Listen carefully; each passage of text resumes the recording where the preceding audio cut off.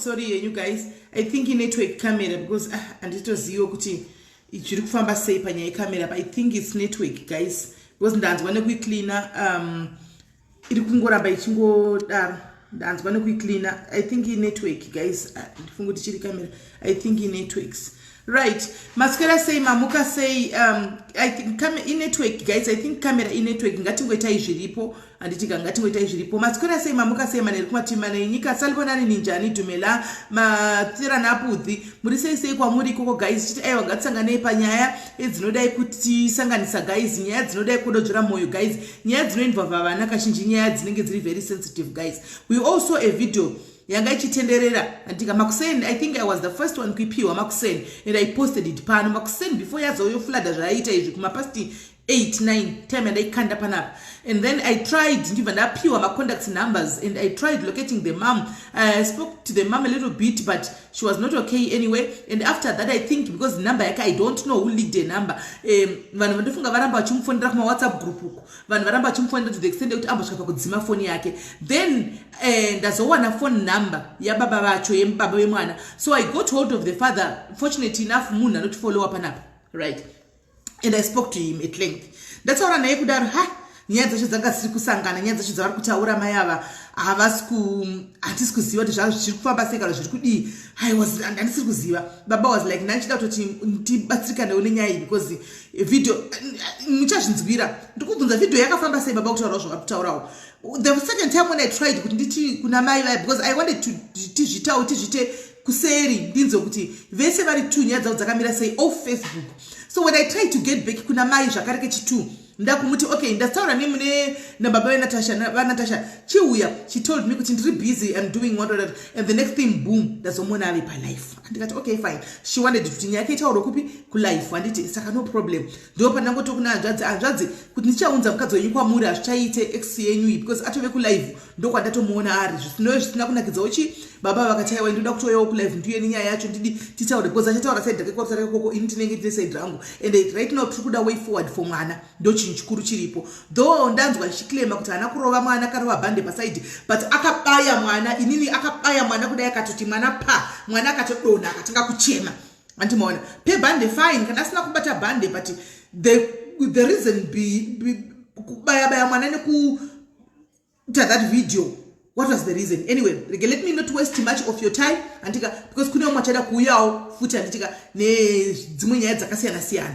Regai tifonere baba wacho munzwe vatichitaura navo anditi right. Apparently the truck driver I think because vati vanoita madeliveries kwakasiyana so regai tingo fonera baba vemwana right. I hope muri kunzwa guys.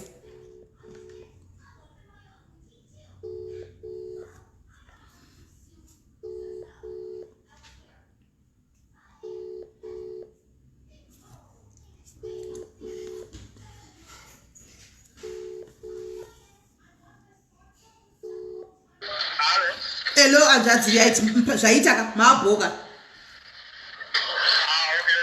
right. Baba Natasha taungana se alright taungana sekutaura kwataita taungana baba Natasha now right. Sezvandambotaura nemuchiti mudzimai wenyu ave kuvidhio kwari kuita ma live video ku Facebook achitsanangura zvaatsanangura ataura zvaataurawo ikokoko. Anyway handingazokudzinja dzangokubvunzai kuti kwapanga chiti kudii. Baba Natasha ndimbaba wemwana video ndofunga maiona handitika video chi chakaitika kuti video iyi yakasvika sei yakabuda sei kusvika kuma social media uko video yakafamba sei.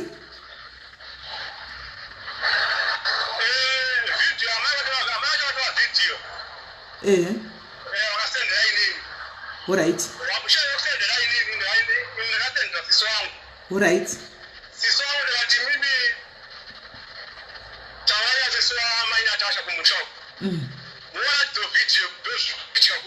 Okay.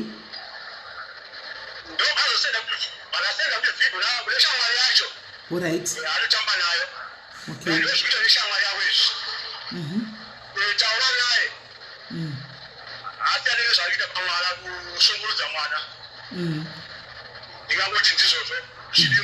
Alright. Right. Saka ndo pana sisi wenyu kana shamwari yake ndo pane munhu azopostawo video kuramba yazolika viral yazita zvaita izvi of which is a good thing. Muone kuti yaita get attention yevanhu antika tasingazive dei zvanga zvichitika behind closed door zvanga singazosvikiwo kuvanhu hataiziziva kuti because pabuda mathreats ekuuraya mwana pabuda mathreats ekuzviuraya tanga tisingazozivi kuti zvii zvaizoitika kudai zvangoitika muprivate.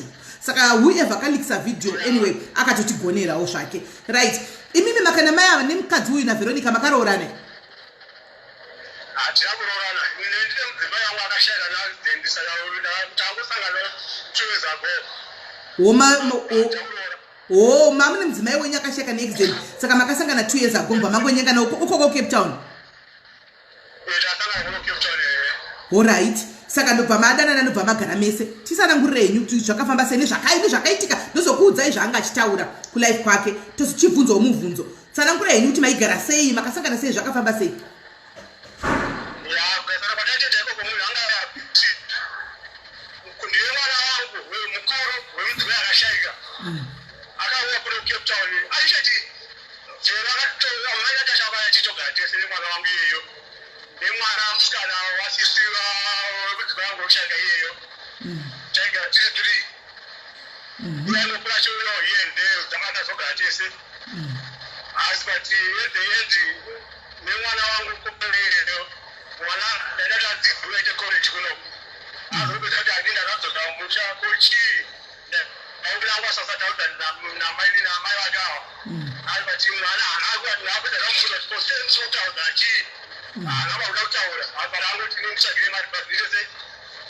Idzokere kumusha ndobaenda kumusha umusha papeda chikora chikabauya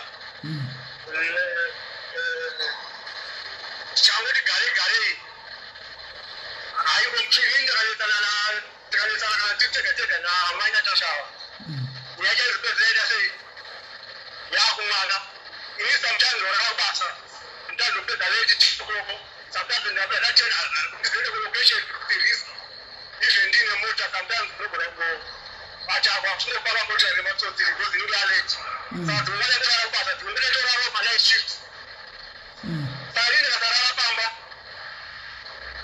mwana azvaunziwira ndinokona asina wapefana wakurara pano kana chikafu whatever aingoshunguruzwa zvaka mwana azoti nini ndakuda ndofenza anguri kaifondeni ati zvese zvaitika dai zvona ini pache zvangu razviyari nonzwisisa ndakabachedona namanini ini amai angu akatisatika mwana akati saka ndonzwisisa razvochedona namainini ndatitori kuti mamuudzwa chinhu kwakongomhanya kuti wadai mwana ndosvikanguranga kuona kuti chii chikunyatsoitika uzi ndakabva ndepo mwana akasvika pakuenda neshamwari kwaigara pari pangangwana zvetembarari padarira paazokupera ndatedza ndatomubhadhara rendi rapa anga ari kuti kutenga chikafu apo naamboko achiri mwana iyeyo ane 17 uzvo so taiti takaneka ine zvaane ane chimbatanga chirangari angari pa17 years ya okay ine zvaane 18 right now yeah so pandaipewana yavainditogirira ndadhajeja chaitadogari mwana pasofa inini mwana agara apo iye achiwata tikange takana for a minor thing muruwa akatira bhaketi remvura kwandiri inini ndine mbatya ndakagara asi padaingo zviti inini mwari ndibatsirei handifani kurova munhu ndikamurowa inini ndoda kujeriana kuchipatara kuti ndakamurowa ndaimubaya ndaikabaaaaenda zvitimo wepurira basi saka ndakashaiba iwomwe zvese izvo kuti ndisaita sasvike ipapo ndainozvidzora 3 times achikanaimbe dzangu panze papana ubatsira seustress natasha babako dziustress panapa hatichi zvinhu zvaita achitaura izvozvo mushure mekunge ndabva ikoko ndaenda kwanaka necheutsvaka zvangu basi uri ndangona nhamo ndisandabva ipapo iri kubasa kuti ndini titi kuvarungu ningopana excuse yezvijei kuti ukauita basa kusvika na 10 uku kumba izvona kusvika na 10 ndosvika chimoto futi kana akabasa chimoto saka inini ndanga ndakutsva kuende mari saka ndakatokuwa mawarnings ekubasa kuti arina chimbokadza maproblems emba kwako rasvika dana ndozotengozodzoka ndakasiya basa ndakamiswa ndazodhisaida kuuya kuno kwandiri ndakatsvaga basa ofcourse ndeiyendepa ndotombaya kuteputana pari kumba kunyanga kwasolution ozi mweya atotyisa ozi imwe chana yapadokana panga and panee ndarava basa ndadzoka kumba apurarwe pamumaipo paanenge achiuwa mwana tichama up and down mumaimomo dzongowombozwa mba ichibhoiswa dzonguva haungonzwise kuti chii chichiitika kunyanya munhu handipozesi ona manje so ndikaenda kwandakaenda ikoko chisenza hende handina pemene ndichairo nechimo mwana ndakakuekumosabhoki chimodadaradara chikudadaradara saka inini ndisaenda kuna sisoko wakabva kumusha vanogara kuneimwe location imomuno mucape town sisa wakaita 3 months wauya vana vakanditiro agent zvekuti cape town vasingazive kumba kwanga aida kukukuya zvakanyanya asi but inye kuziva munhu wangu ndaiwavoida by all means kuti afave kopi vasaye kumba kwenyu sure so ini yapa kana mwana achanamba kutokuchikari kuno kwakava ndaona ndakazouya zvawo but maya mwana kana navechaka nekune muti amukomwangu alright anzadzi mirai mbijana mirai ndipe vanhu samari panapa because vari kunyatsoti havasi kunyatsokunzwai trakirei ndiri kunga muri mutraki muri kudhiraivha right mirai ndigoti continue saka avanhu baba Natasha vari kutaura kuti vakasangana namai Natasha kuCape Town vaive nemudzimai wavo akashayika akasiya mwana musikana mumwe ane 17 years right saka vashakirwa nemukadzi neaccident mwana aive ne17 pakasangana namai naVeronica uyu saka vasangana Veronica vakatanga kudana nababa ava vaitogara ivo nevana vavo vaviri vakasiwa nemudzimai wavo mukuru vari ndizvo handiti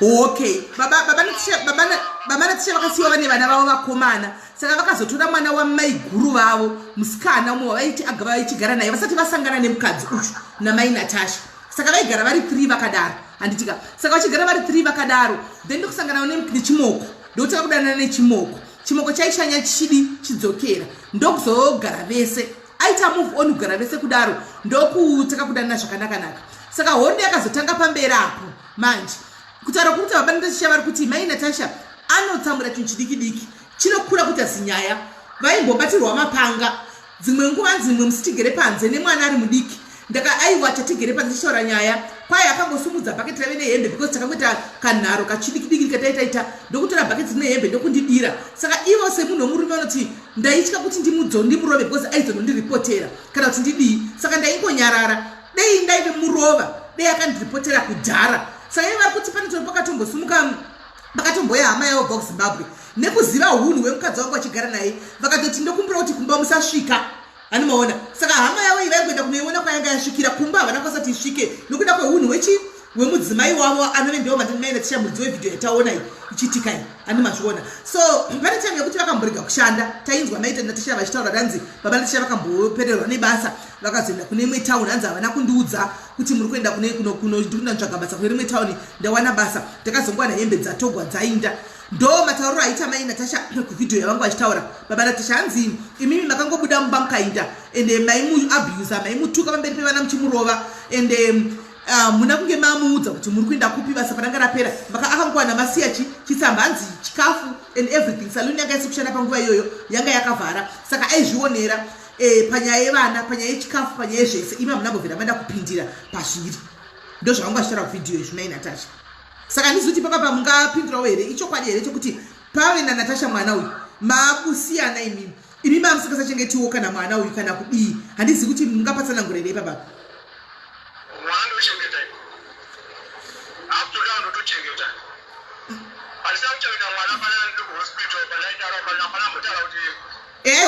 inini mandipa mandiudza mukanditaridza mabank statement andinawo manditaridza mabank statement enyu ekutumira kunoita mari ndiri kuoda kuti nimutsanangurirechi vanhu vasazoti sisimeli ndo vakataura vanzwe kwamuri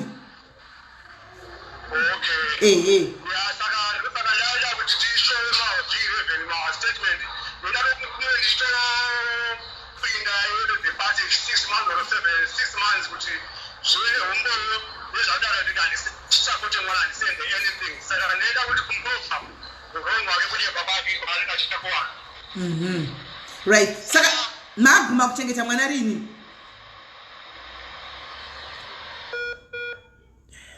vari kufamba saka motiregera vari mutrack guys motiregerera network chinoita ichitotiza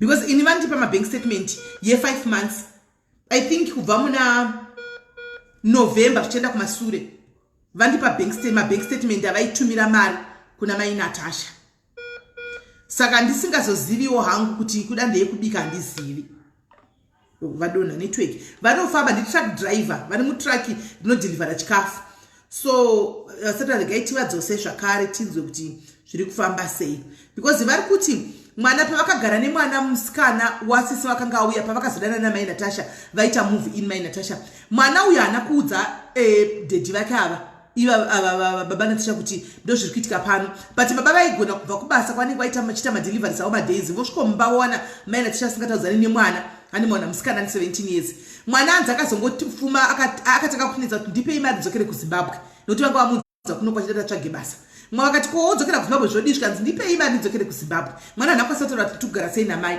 handitika ndopa akahotiza mwana uye ane 17 years ndokunogara nemashamwari ake baba ndokutevera kunobvunza kuti nemhaka yei waenda kunogara kupi kumashamwari ndopakasara kuti namai kumba kwakugariki pamunenge musipo pese ihondo hatitaudzani kunongori nehondo vanopopota vanotuka vanenge vachingo chikafu chaicho ndokutaura kwakaita mwana chidi achiudza kubaba ava baba vakava saka baba kusvika tozongorega mwana ari ikoko kwaari handimoona saka vanongobhadhara rent nechikafu ari ikoko kwaari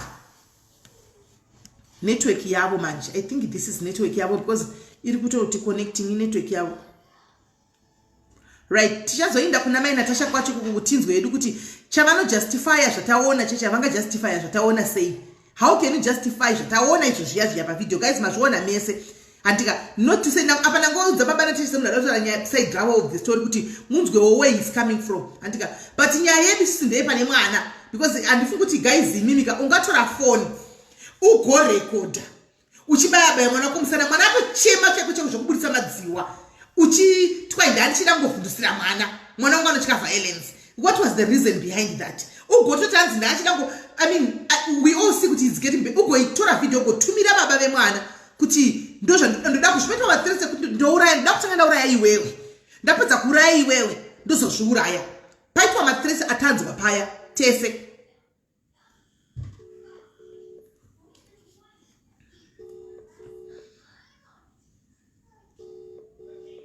And we cannot justify depression. I don't know. Can I move to depression? Me, I don't know.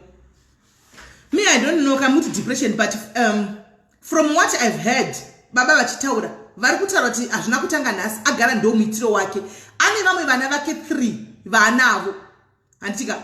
Ende baba ava vandibvunza mubvunzo kuti ane vamwe vana vake vanavo vatokura. Sei asingaiti izvozvo kuna baba vevana vari kuZimbabwe. Sei asingaiti izvozvo kuvana ava. Sei uyu mudiki uyu. Because of late nyati zvoda baba vachikudza ivega mirai manje iri ngoti connecting network yavo network yavo semunhu ari kudrive iri ngoti connecting iri ngoti connecting maitoita seko andina ningikiri guys airtime ndine airtime ndavafonera direct.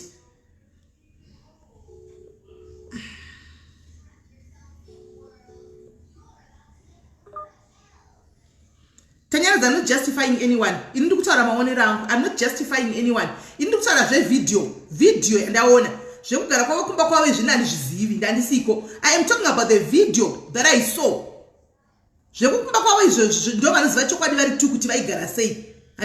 But in video and I own a video guys. Video. Video guys apana mbotwa justify ramungana tukudi. Apana. Because ku video kwake hana tarati guys ini ndinorwara ne depression kana ndinorwara ne msoka nditori ne stress hana kudaro aramba kuti andina kurova vaiva phone direct vegaitinzwa. Hello yes now I think network yenyu ku WhatsApp kuiri kunetsa exactly ya ehe kana kana ura panyaya ndingiri azuzwa network yana ndati chazochena na mira kwa kufatira. Alright asisi turi kunzwa yendera mbeleni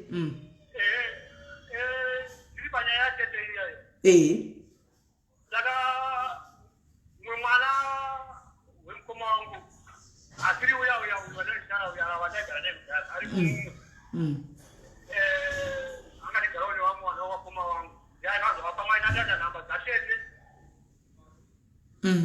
mwana dada wapona tete muri kupinda ndawale tikune mwana kuno mwana dada wakaenda kumati doktora wakabatete wakatorana na tete wakaenda kumba tete wawili anachaizo tete wangu every weekend watu wanaenda kutoka Friday watu kumba wakipata ndo tete murora but tete ndio wao wanaacha tunakupa tuma ndo soka 3 months wote tutazarabia pesa na wao ndio ndio ngoma tata ulizogai amazu na rani na zishati na sanopa story azangu kutola tu mamba wayongwa nana na utara pale sikana ni mabwa weza baraka tara ni mungu wakakukuta ndio kunyana sasa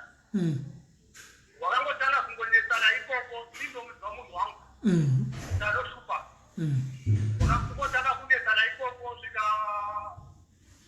isione hebe dzakatobve mwapuwa iwo faro ndobe hebe tangu dzese vakatoregwa hembe akatorwa hebe dzese dzakabi yamaya koji kapamba pano kunjai kuda kubhadharwa dzese nemwana womukomango nditara kuyari kusvikita mwana iyeyo weka vakadzina ndikopamba ipapo andibva ipano zvikatogurukwa nekutukwa nekukwa mamamani ndikine machata ekuwhatsapp ndinawo nekutupirwa kusvika atetesaro kwana zvikatete vatoti nini munhu iyena anda apa ini pambokudzepa zvaiti haana mukanwa angati tinodareriye kutuka atete zvakadaro izvozvo tete wangu hauna mbukutsvaka kukara kugorera wangonyarara sekunyarara kwandaingwedotishungurudzwa inini wakatoti munhu iyena ato out of my life whatever zvichaitika ndoko zvatodara unachazoda kuzouraya mwana ndodaipaiye wakadaro ndiyo musandudze iyo mana takavakabva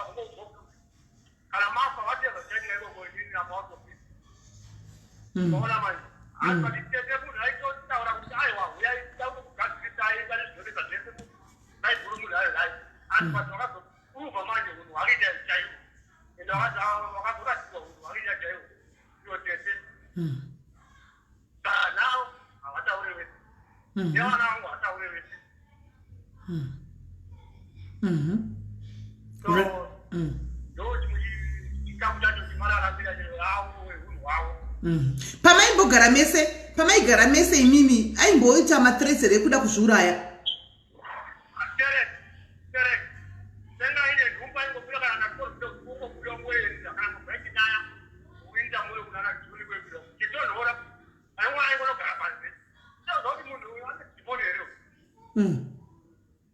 so zvekutarwa vamwari vakati depression havana depression ba atori mentally vanara kutarisa ndokuti kanya yakadiki yenda hombe takambogara nemumwe waiti kunina wake kumusha kwavo ikokoko akambotora 3 months zvizvarwa warwana asi pazvichata nyaya yacho yachaiyo iye ndianingazongo kambogara nenamo kamusikana kamwana kadiki kanaende 8 hazvina kutora nguva kuzvarwa nemusikana uya nyaya dzaita kupakurisa ndabva pamba ipapo akati apamba para kundiremera vatora shamwari yake atachivirana naye wachitatsika tisiko vamuita mulengo werumu kozi inini handisipo katati tachidako munhu mulengo werumu kuti zverume parendi zvakamarana karumwarumwa maokezvizoeaaaakuti makurisa neshamwari yacho iyoyo ane pondena raanoenda kuti paruu I think pa 3 years vanhu vapinda vashanda imomo vanezana navasosokana ma-8 vasikana vakadzi saka ochaziva kuti iye ndianongokakadzikwa bezi yakananise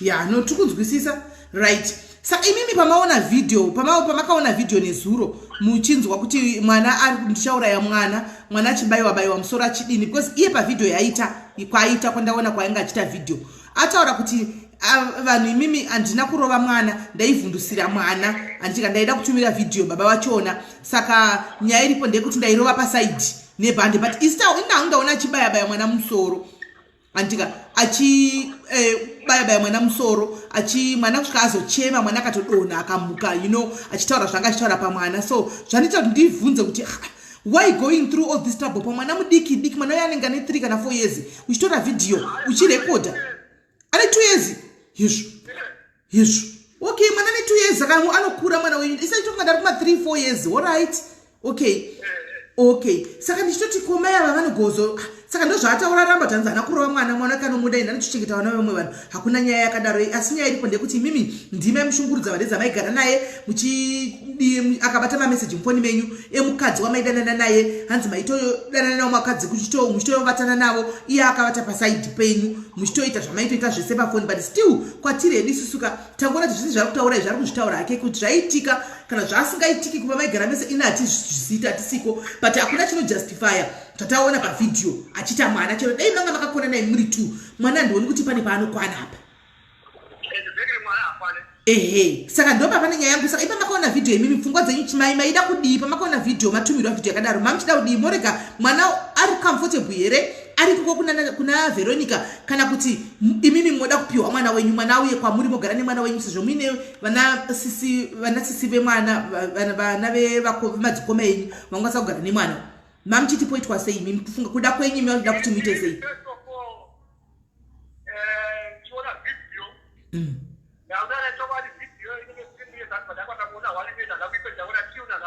wamuna kupedza kuiona alright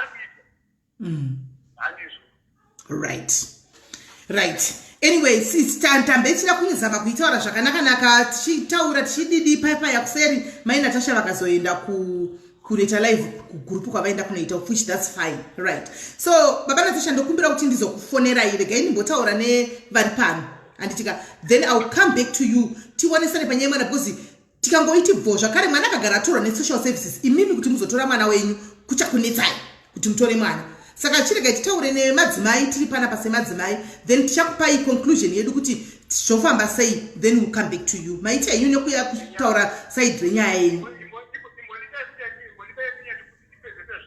alright taura henyu upenyu hwanga agara tichirarama tiri pamwe chete nekurarama kwaakuita iyi achakaomerwa ozi hazvezvese iye aita mari yake achiita zvake achiita upenyu hwake hwetakazitanga kuti achiita muchezo kugara nenibhodhi yangu kuti ndini zvese ndienda pamba pano kubva kune chese achiti kana katenga matomati yakara hafu bhuredi chaiyo achitozoti atenga hafu bhuredi ndipei mari yangu ndaitira ichitozokupa asi but pagrosari mahandouts zvese ndaizviona zvese pamba ipapa hapana chaaiitaba ndiyero saka kusuduluka kwandaita abvaona kuti angaita mutoro asi but ndaivomuzoti kana imba yarema itsvaga imba irapotepo inoenderana nekuwana kwatwitter right now icorona ino inoti hatine kushanda ita zvepermanent job ine ndisati ndamuwana sati atorana newana wangu ndaigara muhope ndaibhata 400 ndikuita same job ndikuwana semumani iyoyo ukaona manje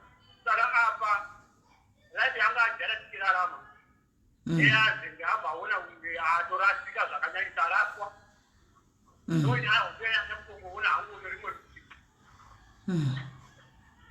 okay alright no problem saka nzadzi ndokufanira iback regai timbotaura tega panapa zvakanaka right ava ndo baba vemwana baba vaNatasha vanga vachitaura pafoni right so guys the thing is tikamhanyira I thought about it makuseni ndazvifunga kuti ndoisa here this kumapurisa video iyi kupolisi but ndandataura nababa vachona ende baba vachona sindiso zvavari izvozvo kuti vanotadza vanoda mwana wavo ndandikafonerwa futi nehama dzababa vacho vachiti ngatipa Kevin mwana ndikagaya kuti mwana uyu ndikafonera social services nekurumidza kana polisi mwana anotorwa uyu mwana atorwa baba vakuti vazomuwana zvichanetsa saka ndamira ndakadaro ndabva ndamira ndakadaro ndikati tiuzowonesana pano handika kuti how best can we go forward nenyaya iyi toita sei because baba vari kuti mwana wangu ndingava ndipe presently vari kugara nevana vavo vemukadzi mukuru vaviri nemwana wasisi vavo musikana handika aifanira kuti aende kuchikoro kunoku but vakazenge vazomiswa basa saka zvatimirei nenyaya yekuti chi hapana saka ari 21 years vakati anogona kusara nemwana wangu achimuita mwana wangu zvakanaka because izvo zvipandofamba ndichiita mapiece job angu chidriver ndichidhilivhera madeliveries vana vari vari pamba pakomana ava vanotobikirwa nemusikana ndi anowacha everything hanimaona saka toita sei guys regai ndikupindirei nhamba yenyu yaimazose vamwe munayo mani chipepa chechiripi chimusuru racho chipepa ichocho idisaster chaipo chipepa chiya chiripi nhai handiselina nhamba inoti chiiko imhini mundirege zvenhamba izvi iripi alright ichi number ishi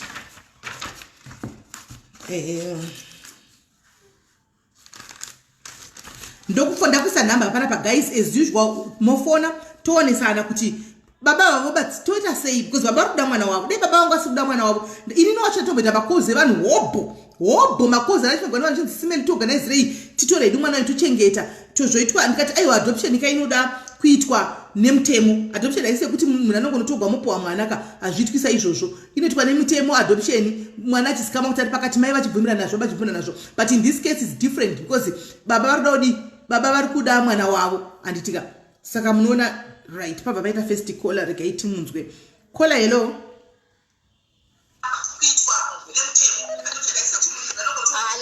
hello dzimai imwe foni iri kumasuri hello masikera sei ndadzime masikera sei ndaswera zvangu mukoma wangu maswera taswera ndaswera munyaya wangu mukoma alright munin'ina saka nyaya yauri kuinzwa apa but toita sei panyaya mwana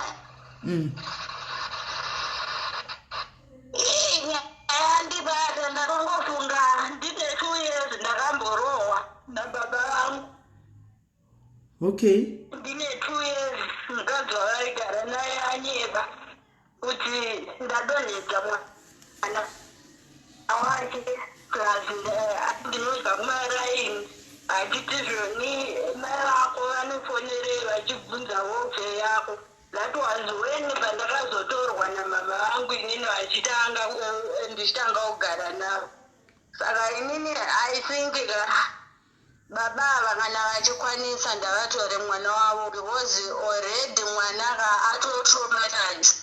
traumatized kukuuraya mwana chaiko ende hazvimbopera right mirai panapa pari kunzi izvo pari kunzi video was taken 3 months ago. I'm not sure about that one. Let's hear from the father. Baba varipo katinongovafonera let's hope indinongori ne WhatsApp mirai tione kuti WhatsApp kunoita here. Let's ask him kuti video ndeyarini antika regai tinzwe. Alright. Let's hope vanobata because the network yavo irikunetsa semunhu ari kufamba.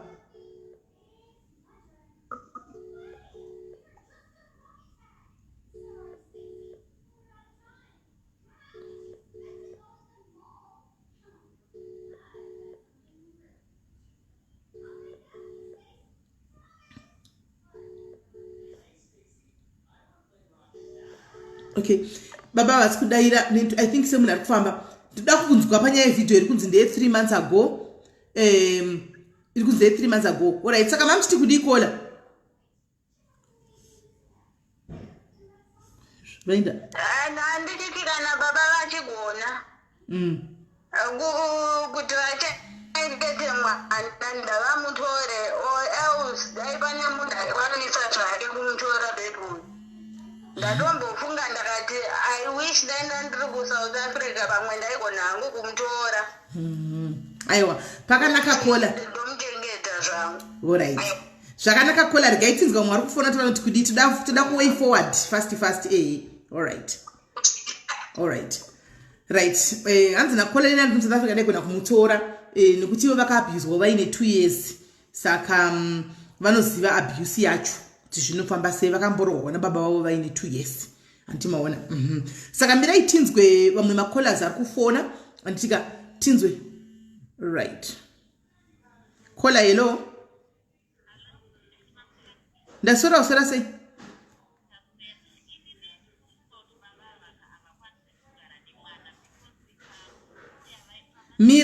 Kola Mira, fona futhi ine second awusikunyatsonzwika. Fona ine second. Fona ine second atisikunyatsonzwa. Right. Hello, Kola. Hello, smell. Masquera say.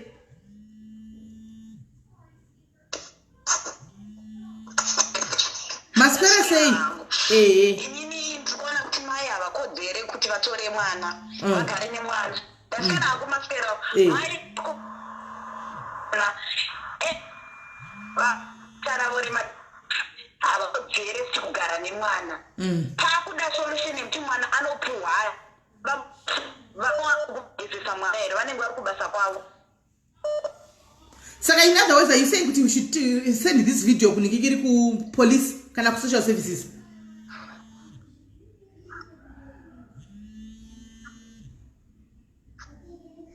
Inini services cause vese both parties havapanzika mwana vabane basa ravo hazvitoiti.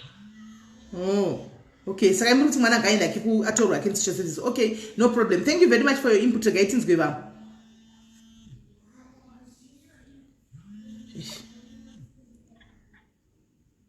Kola hello. Kola hello. Kola hello.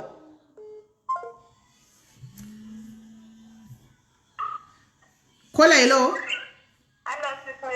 Masquera say. Tasquare.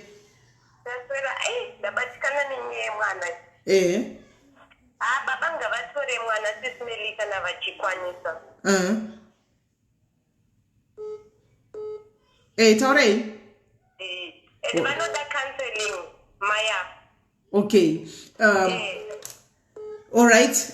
Now vanokwanisa kuganizira maya va counseling is the same elder vaenda kunoona situation background. Ndo vangade vakwanisa kuti vati kune mukadzi iwowo chibatsirikawo because now andizozivi kuti now ane here mumwe munhu anogona kuzoanswer back kwaari. I'm not sure about that. Ndabotaura naye though, but ndazoona ave kulive kune rimwe page. Saka not knowing kuti anogona here kuzonzwa vari kupage koko vanokwanisa here kumubatsira mukadzi uyu kwaita live kakuya kuti akwanisa kuwana rubatsiro because clearly she needs help. She needs help. Inini maonero angu andaita pasina mboti kana tikudi paataka kupinda pa live achinzi uya uite live achiti ndikupedzisa chichichi papinda pa live face yake ndiye munhu ane anger. Ameno kana mazvionawo vanga varipo face yake pachake munhu atori neanger iye nebitterness yandisingazivi hangu kuti ndei but kune vasina kuona nhingikiri ende group rakanzi deep confessions munoona ende deep confessions munoona paangopinda achita tafadzwa achiti ed unofona you call pari kufona vamwe apa ndopa unofona ndaona chiuya ari munhu ane anger kumeso kwake ane munhu ane bitterness handizivi azonyunguduka paya but pakutanga ndaona ari munhu anga ane anger so handizivi hangu kuda maybe handakona zvakanaka. Ichokwadi dzamuri kutaura pane zviripo there's something between iye nemurume but ngaaregedze zvake kupedzera kumwana but now nyaya haisisiri pakati pake nemurume nyaya iri pakati pemwana ndo pane nyaya yedu iri pamwana kwete paari iye nemurume chero vakada kubayana nemagaraya nebanga pachava vanopedzerana pati mwana ichokwadi mwana inini ndatotadza kana kuipedza video yacho nine zvaangachiita mwana ngaabviswe pane mukadzi. Alright. Okay, alright. Iri right kola rega itore mama makoza kufona hobo. Alright. Thanks. Kola hello. Hello, sister Murisei. Ndiri right Murisei. Bushe ina muda basikana pale mwana hii. Mbona pangu nai anavana basa ne mwana uyu. Because there are kana basa na echero vanhu kuti depression kana kuti chika. Aungapedzeri depression yako pamwana ne 2 years. Sekuona pangu baba vagavatore mwana wavo because mukazi atori nemagasi ekutokwanisa kana kuuraya mwana. because ihangaroti mwana we2 years ngachiti yenda kutokuuraya da kukuita sei chero dai kuchizi idepression haana paniri kudaro pane mwana mai ava vanofanira kutosungwa chaiko jere chairo dhora vanodhisa. Saka muri kuti toisa here video kumapurisa ndo paninyatsonyatsoda ipapo toisa here kusocial services inikikiri video Cape Town because number tinadzo zvese tinazvo totumira here video. Vanofanira kusungwa mai ava because zvavakaita kumwana itori abuse chaiyo child abuse. Alright. Saka mati toisa kumapurisa kana kukanseli kuchild care toisa ikoko nyaya.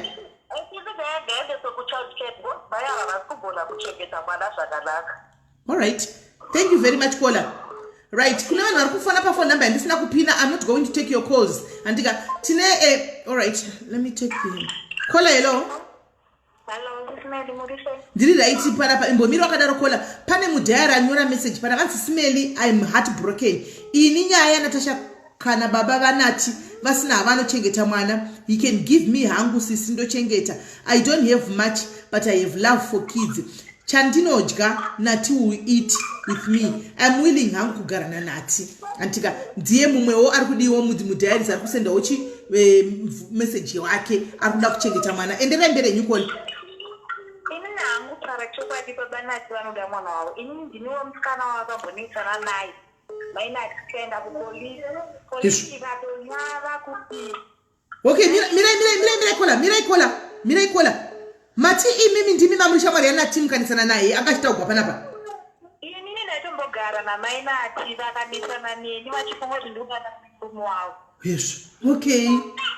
Ndobva taenda kupolisi nyaya yacho bvaidosvika polisi but polisi yakatonyara kusvika mai Nati kutagore makwisa 5 vakabatsiranwa vanetana murume polisi kabvunza kuti murume mukadzi wako here baba Nati vakaita kumusoro vakati kanzi no she's not a fit to be the wife zvavakaita ikoko kwasevijo asi baba Nati vanoda mwana wavo vaitonyara nemukadzi wavo baba vaya vaitonyara nemukadzi wavo.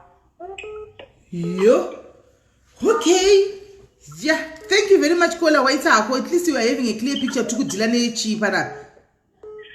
Zvishwa mwana edza kakana zvisiri kunetsa baba vacho mai vasiri kwanisa kuchengeta mwana wavo kana baba vachitaura kuti vada mwana wavo ngaendeswe kuna baba asi kana vese vasiri kukwanisa mwana kana uchendawo kusocial service is better kuti avewo kwete kuva child abuse rakadaro.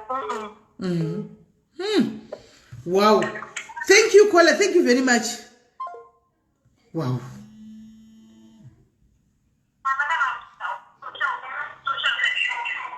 Caller, hello. Wow. Right. And Murukunzwa guys, it's not me who's saying all this. And this Sirini. And Tika Pane Varku. All right. Let's take this one. Let's hear. Caller, hello. Hello. Yes, Mascara say. Taskera Mascara say.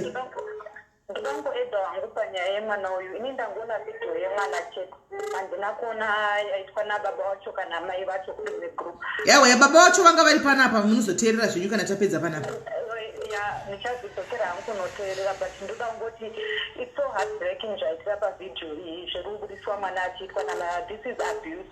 Baba inini handingataura about baba asi mwana I think zviri nanoti mwana aendeswa kuma-social workers. Ma-social workers zviri kuti vanhu havasisina access nemwana wake. Mai vacho vanenge vachitonomuona mwana wake even baba vacho vanenge vachitongomuona but chinenge chakuitika ndechekuti havasisirina care havasi uchagara nemwana uyu iwo because mai vacho even vari kutoratidza kuti she's very suicidal anokwanisa kuuraya mwana ozviuraya and munozokwanisa kana kutoshamisika kana kuri kuti mwana aiswa kuma-social workers ikoko mai vacho munokwanisa kuzotozwa kana kuti vazviuraya because vatoratidza so much anger. You can't do that to a 2-year-old child.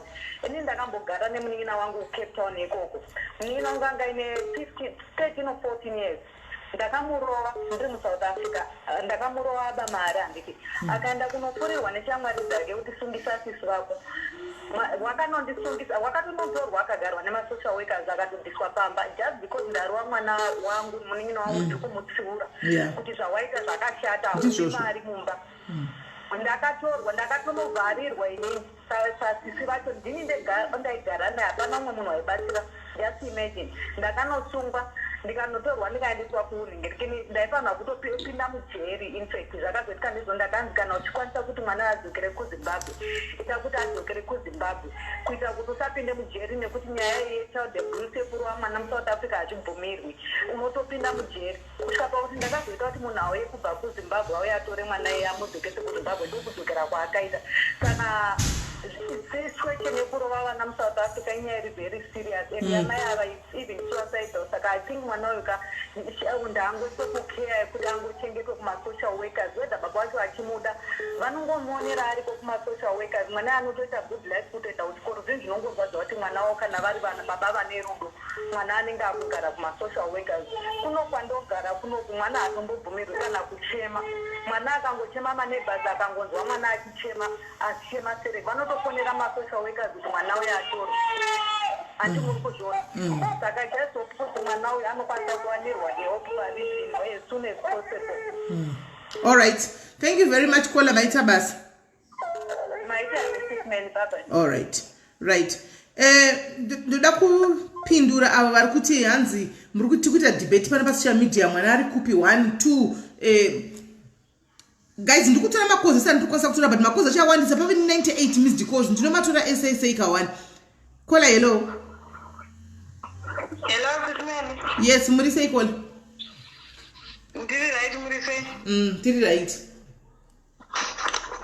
Nina hakupa nyaya yemukadzi uyu whether murume wake ari wrong kana kuti murume wake amudhamba kana kuti chi mukadzi uyu she's very wrong kozi munhu akazvara mukadzi akatakura 9 months anofanira kuva nemwoyo wekubereka kuti uyu mwana wangu uyu anofanira kutorara kana muri mubridge ngaarare nemwana wake paarara ndo pane mwana wake chaadya ndo chinodyiwa mwana wake kwete kuti anopa punishment yekuti baba wako vakazondidai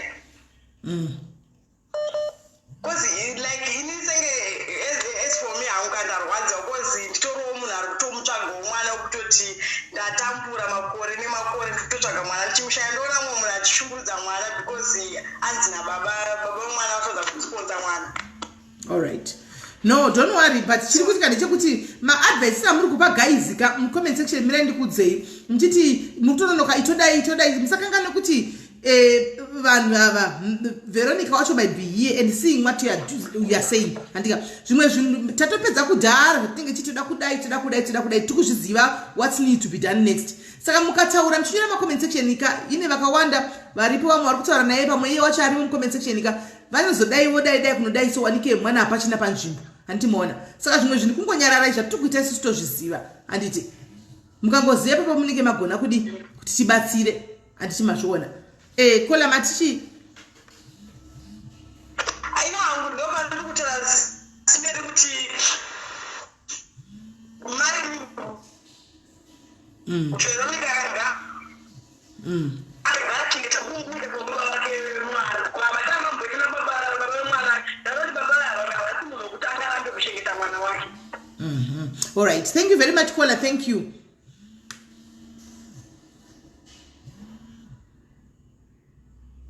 Kola hello. Hello sis ma'am. Muri sei? Ndiri right, amane muri sei. Ndiri right. Sis ma'am, inini what I think about the best solution is kuinvolve mapurisa. Because safety mwana ndiye akakosha at the moment. Zvababa vana mai amaproblems avo nekunetsana kwavakaita atininayo. Because ndanditerera koyo maita nababa mwana ndinambovanza vachimenshina kuti ndikuda mwana wangu kana kuti help me kuti mwana Natasha ave in my custody. So I think vese vari they are both not fit considering kuti baba vandi truck driver. Saka we not guaranteed kuti mwana yachanga ari safe as well akanga ari mababa vake. So kuinvolve mapurisa is the best. Mai vake vachiaseswa kuti health wise kuti mentally vari right here vari fit here mwana akatorwa nemasocial workers it doesn't mean kuti mai Natasha vachazomufa vamuwana or baba Natasha. Okay. Basa nemasocial workers to actually take care of vana vanenge vari vulnerable to Natasha. And zvinoitwa zvese according to the law zvinhu zvese zvinenge zviri pachena kana hama dzinenge dzichizoda kuva it is on the custody of Natasha. vanokwanisa futi kuconsider those same social workers vachionekwa kuti do they qualify kuti vatore Natasha as well. In the meantime, ari maoko ema-social workers, mwana anenge ari safe. All right. Because now what I'm worried about is, as a mother as well, kuti akarambana mai vake iye zvine pressure iripo pa-social media and all that. Mai vake kana ari munhu ane depression for him, then the situation is going to get worse. Nema-threats she can do worse than what she did on the video. Right. Thank you very much, caller. Thank you. Let me just take two more callers and then we go to the next step. T one Twitter way forward. Yakadi way forward. Taita edu kudara bati.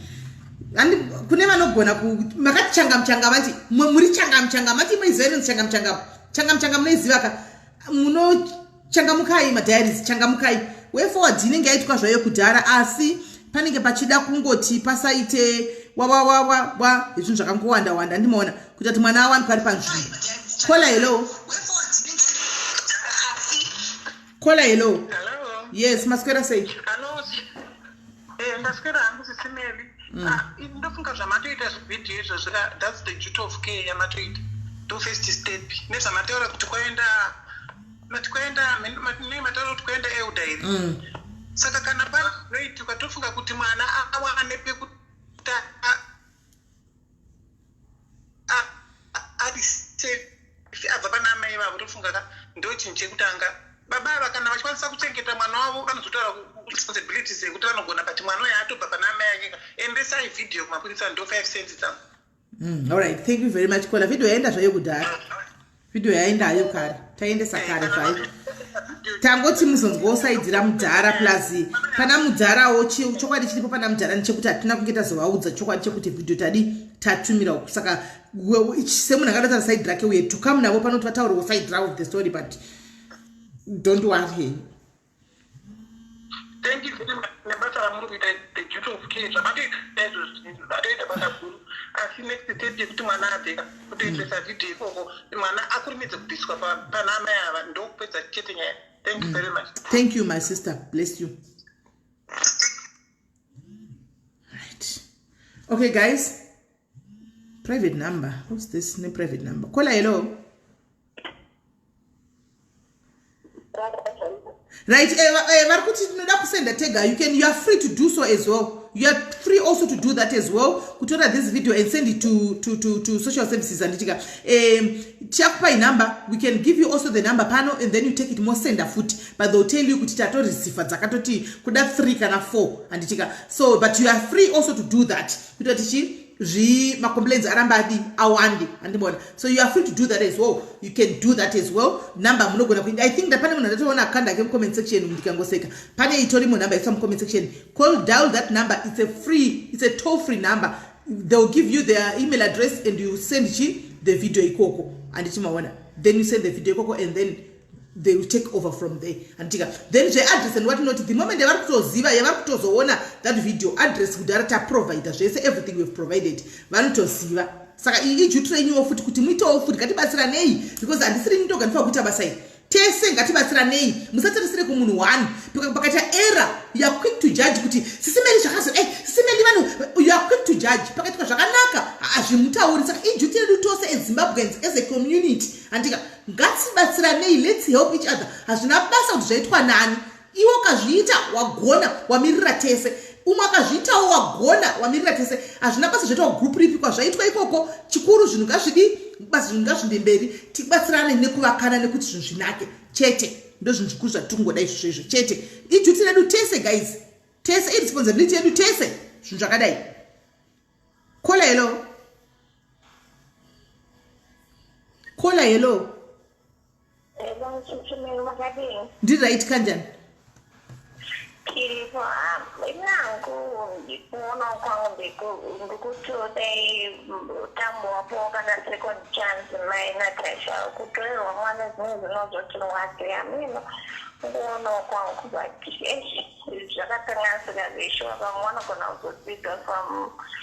from mistakes. I think akaito asingazi kutwera mwana kunorwadza kwavana ende mwana anotoenda zvishuwa kusocial welfare. Hameno tinopaona And apparently ina ndisiri rangu ndinopaona ina ndisiri rangu ndodecide vachamudecide vachamubatsirawo handiti maona saka zvinonetsa inini nditamera ndienda zofona kati munifonere bena ndatomudza kuti ndozvataita taripota ndaitotomudza taiva yacho but akati ndiri busy pasina 2 minutes tikamona ave kulife saka ndazongoto hamene ikoko munange mamanyere kuripota ameno zvakaomazi mwana anototorwa zvishuwa and iwo mainatasha akakanganisa zvishuwa tinomarevere akakanganisa. Okay, saka muri kuti ndandamhanya kuripota nai kungotaurawo sevanhu kuti tionekana kuti mwana akatorwa kana ivo baba vacho vazombokwanisa kumuona kana ivo mai vacho futi zvinozotongowanetsa kuti kambera. Okay, aiwa hapana chakaipa kula kana tamanyawo but tangoitira mwana muzati zvinhu zvaunenge waona zvezviya unenge usinga nditoshambisikana kuti 3 months kuti 3 months vaona papi yakanzi 3 months handisi kuziva hangu rega tinzwe handizivire havana nopedzana mberi ikweyo. Kola hello maswera sei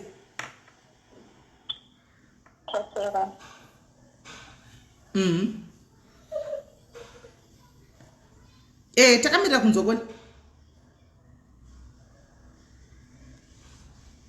Okay, vadona guys, right, hanzi ngavapuwe second chance maina titamhanya kuenda noripota ani munoso zvandogora ndichiudza kuti you can never satisfy munhu ukaita chakanaka sei aufa ukagona chiro kaita chakadii unenge uchingonzeva apatocheva inotongori bvonga mufonga.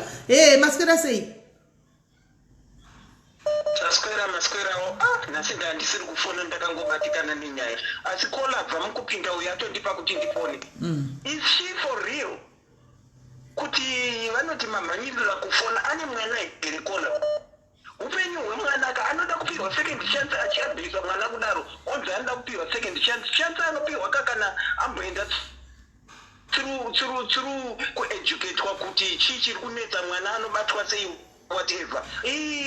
Sisi wabva mukufona ngavaregere kudara dai mwana womukoma wavo ari kuitwa izvozvo woti mukoma wavo anofanirwa kupiwa second chance. Aiwa ndapoka naamai avo ngavaregere kudaro honestly ngavaregere kudaro. Anyway inini zvamatoita izvozvo zvekuripota kumapurisa matogona wese yakabuda 3 months whether yakabuda 2 months the thing is yabuda iko action needs to be taken zvekuti yakabuda rini zvazvina basa. Both parents they don't qualify to have the child. Why I say that is manje taona video yekwapisa baba number 2 whether yakaona video nezuro the question is between nezuro and naso agent detect video inenge yakabuda hayo kudhara kwacho koko whether 3 months or 3 weeks or whatever. Ndiye yongo chimbotenderedza video kuna nasi it means the child at heart. Saka nyaya yekumapurisa ikoko kwayaenda ndizvozvo nekusocial services zvatogoneka zvakadaro. Thank you. All right, thank you very much Kola. Okay, right guys, I think iyi nyaya iyi tapedza nezvayo iyi guys.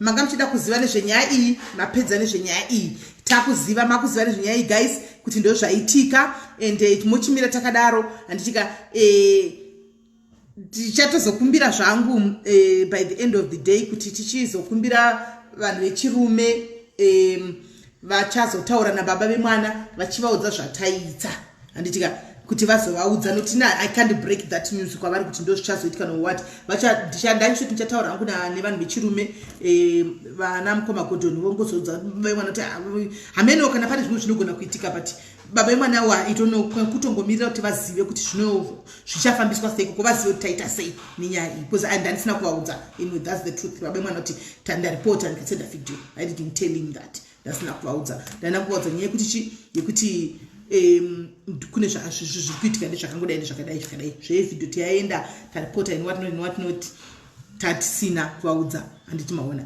ndandisina. Saka guys I think ndizvozvo tine by the way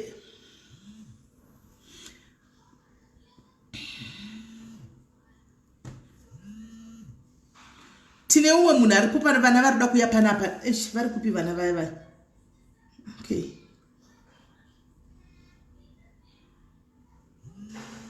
where are they right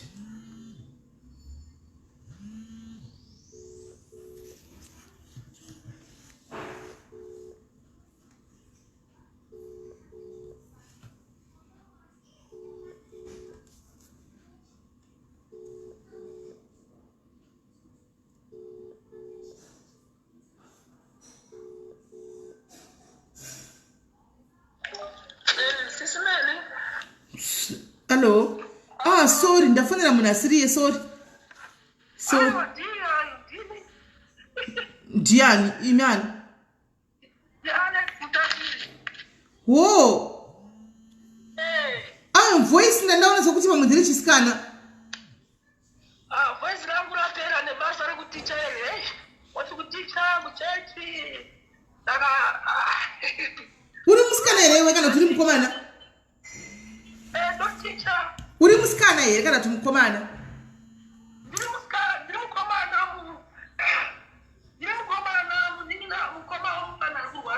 uri mukomana ndaunda ndafona namba isiri ndawa voice kungere chikadzi ndikati pamwe ndafona namba isiyozve ndandisina kusevha rega ndide uriko kumbei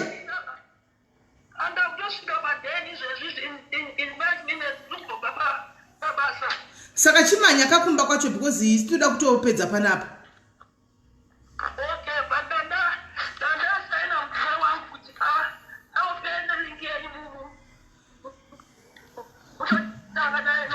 manje ndinomuona semudzimai ndomuziva semudzimai wenyu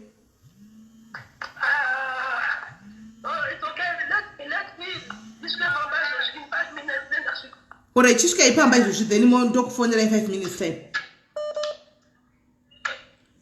Kola hello. Kola hello. Brighton hello.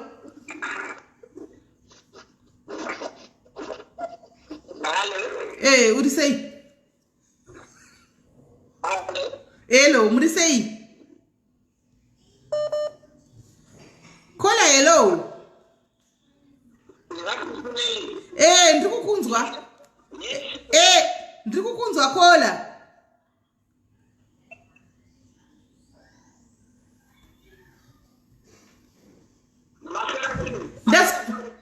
That's what I was going to say.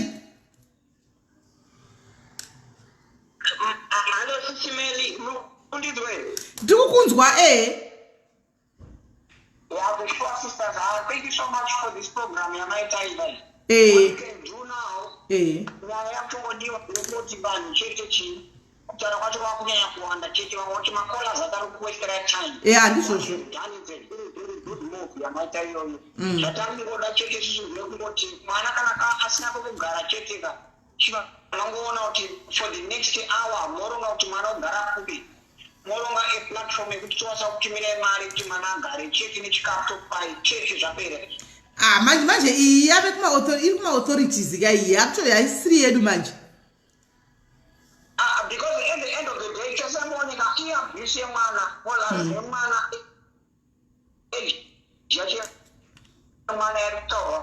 2 years. 2 years, in my corner, I'm sure my child will be a corner of such a good boy.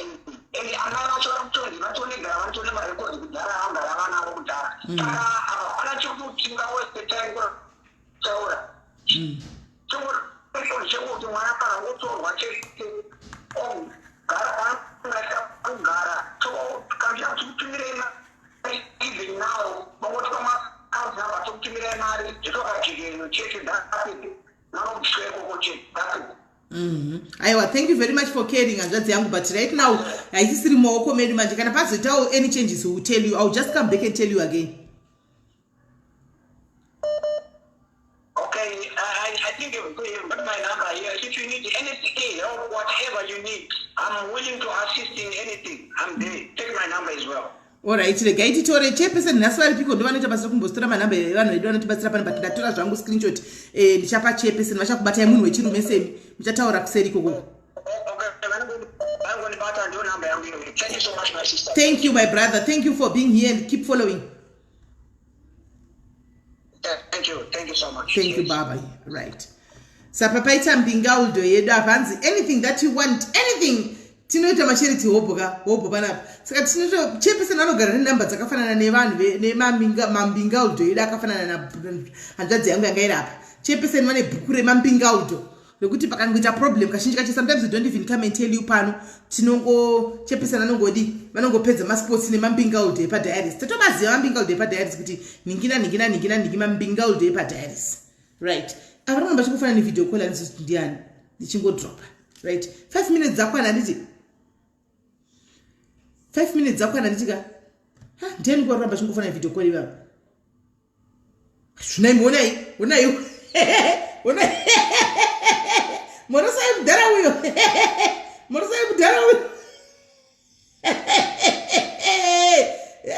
ngunovhira kwana video call ndatega ndidavire morosai baba onai. Who are you?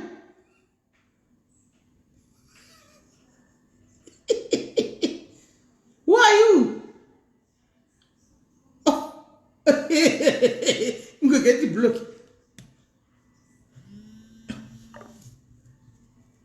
Son to ping again. You're not a fan.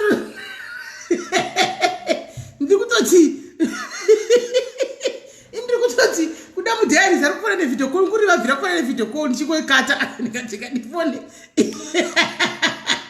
baba uya kuzo mbingaldo paita mbingaldo yechirungu iyo zvakaoma vanava ai nikisi gaitifonere uya tachifonera uya tondifonera tinga svikakumba mbingaldo iyi hai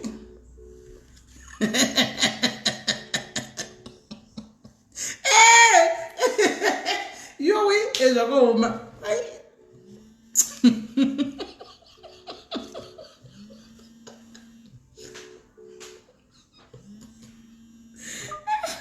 wasvika here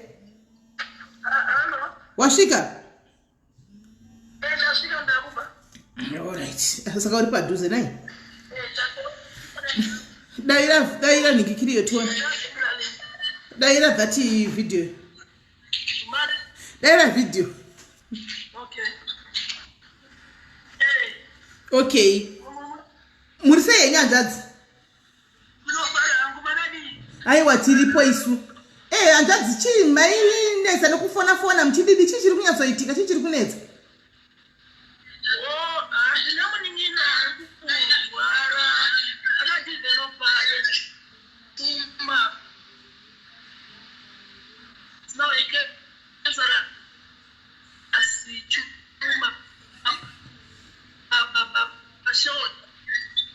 ane chuma tionei aripo here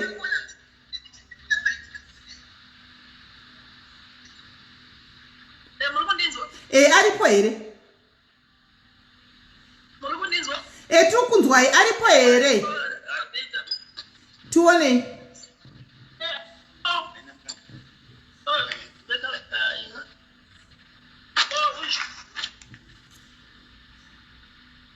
okay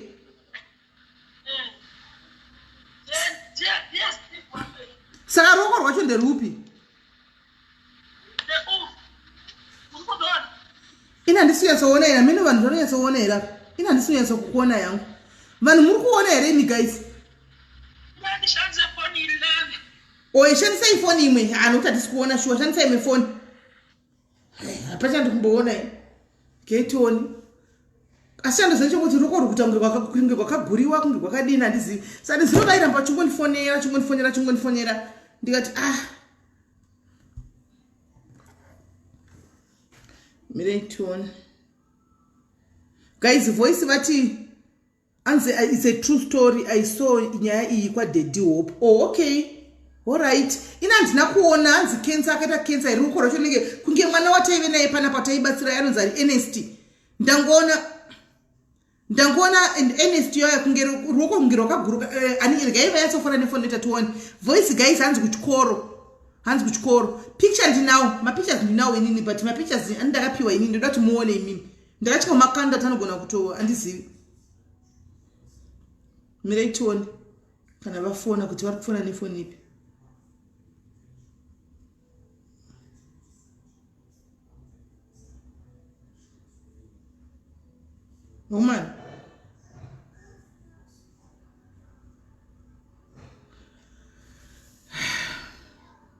Ndiani ko? Hello? Hello. Yes.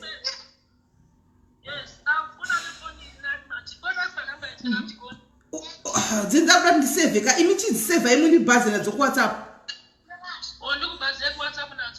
Save fa ndibhazi nadzo ku WhatsApp. Okay.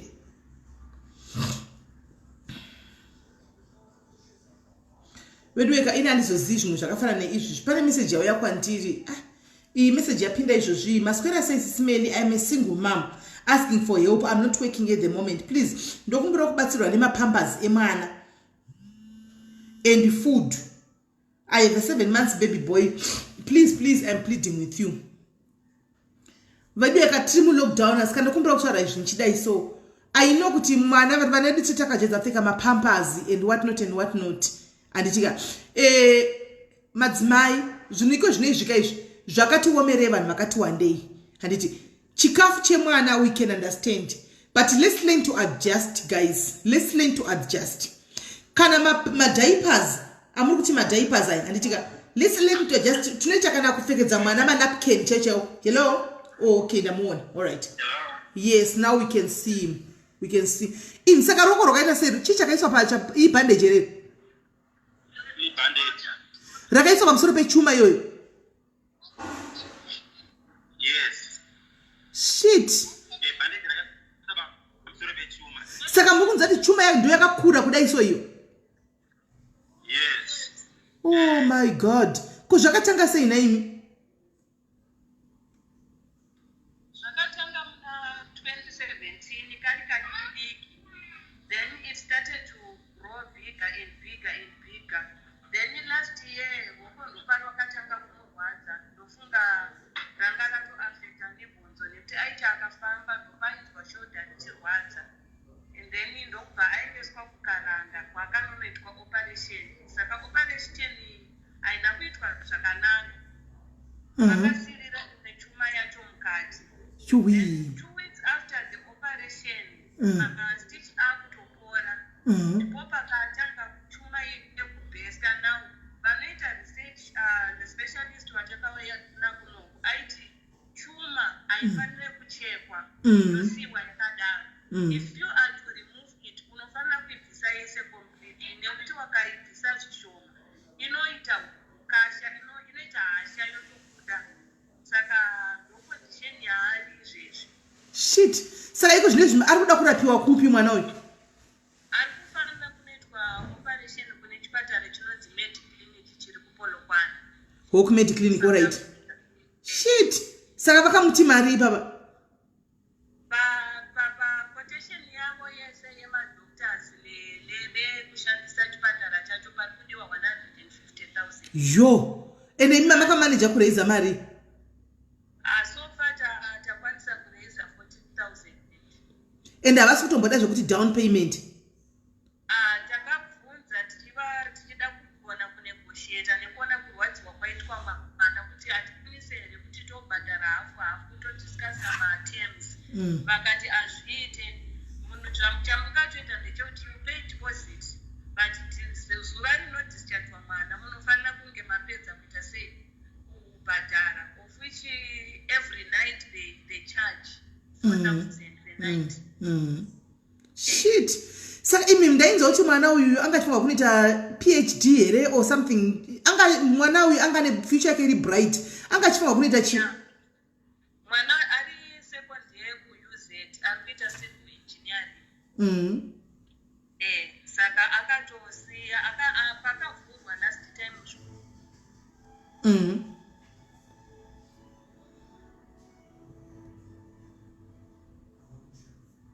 Asiyatiza izvo. Colon hold. Kovaisa phone pa hold. Ndofunga paita phone yapinda. Yuwi. Guys, mwana yari kunzanza anga ari pa UZ here achita second year zve what engineering civil something. Ani mazvona. Hii manje vazvo zvavanda vasati vakufona futi. Yezvo nefoni yenyu yanga yadona. Yes, pane ko yanga yapinda. All right. Saka angachita civil engineering. Ari kuita civil engineering pa UZ. Oh, shem saka akatostopa nekuda kwechuma iyo yakwanisa kuenda kuchikoro. saka vanoda kukwanisa kuti vapewo chavana chishoma namba vanokubatai panamba dzinoti vanogona kutibata panhamba dzemuno muSouth Africa. It's +27 mirai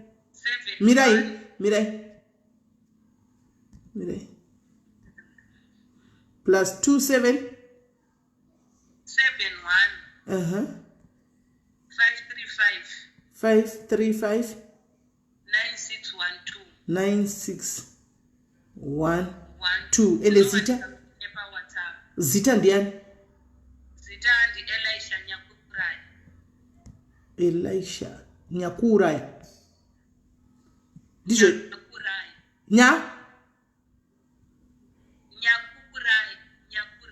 Nyakurai, all right. Yes, KUI. Okay. Then you are ku Zimbabwe. Kubata sekuru. Mira nditongopinda nangu ndapinda yoiye muno iyi. I think right now tukutoda kuti right guys number idzi dziri pa WhatsApp and dziri pa ma calls. Saka pari kudiwa almost 10,000 rands kuti ikwane 150,000. Apparently vane 40,000.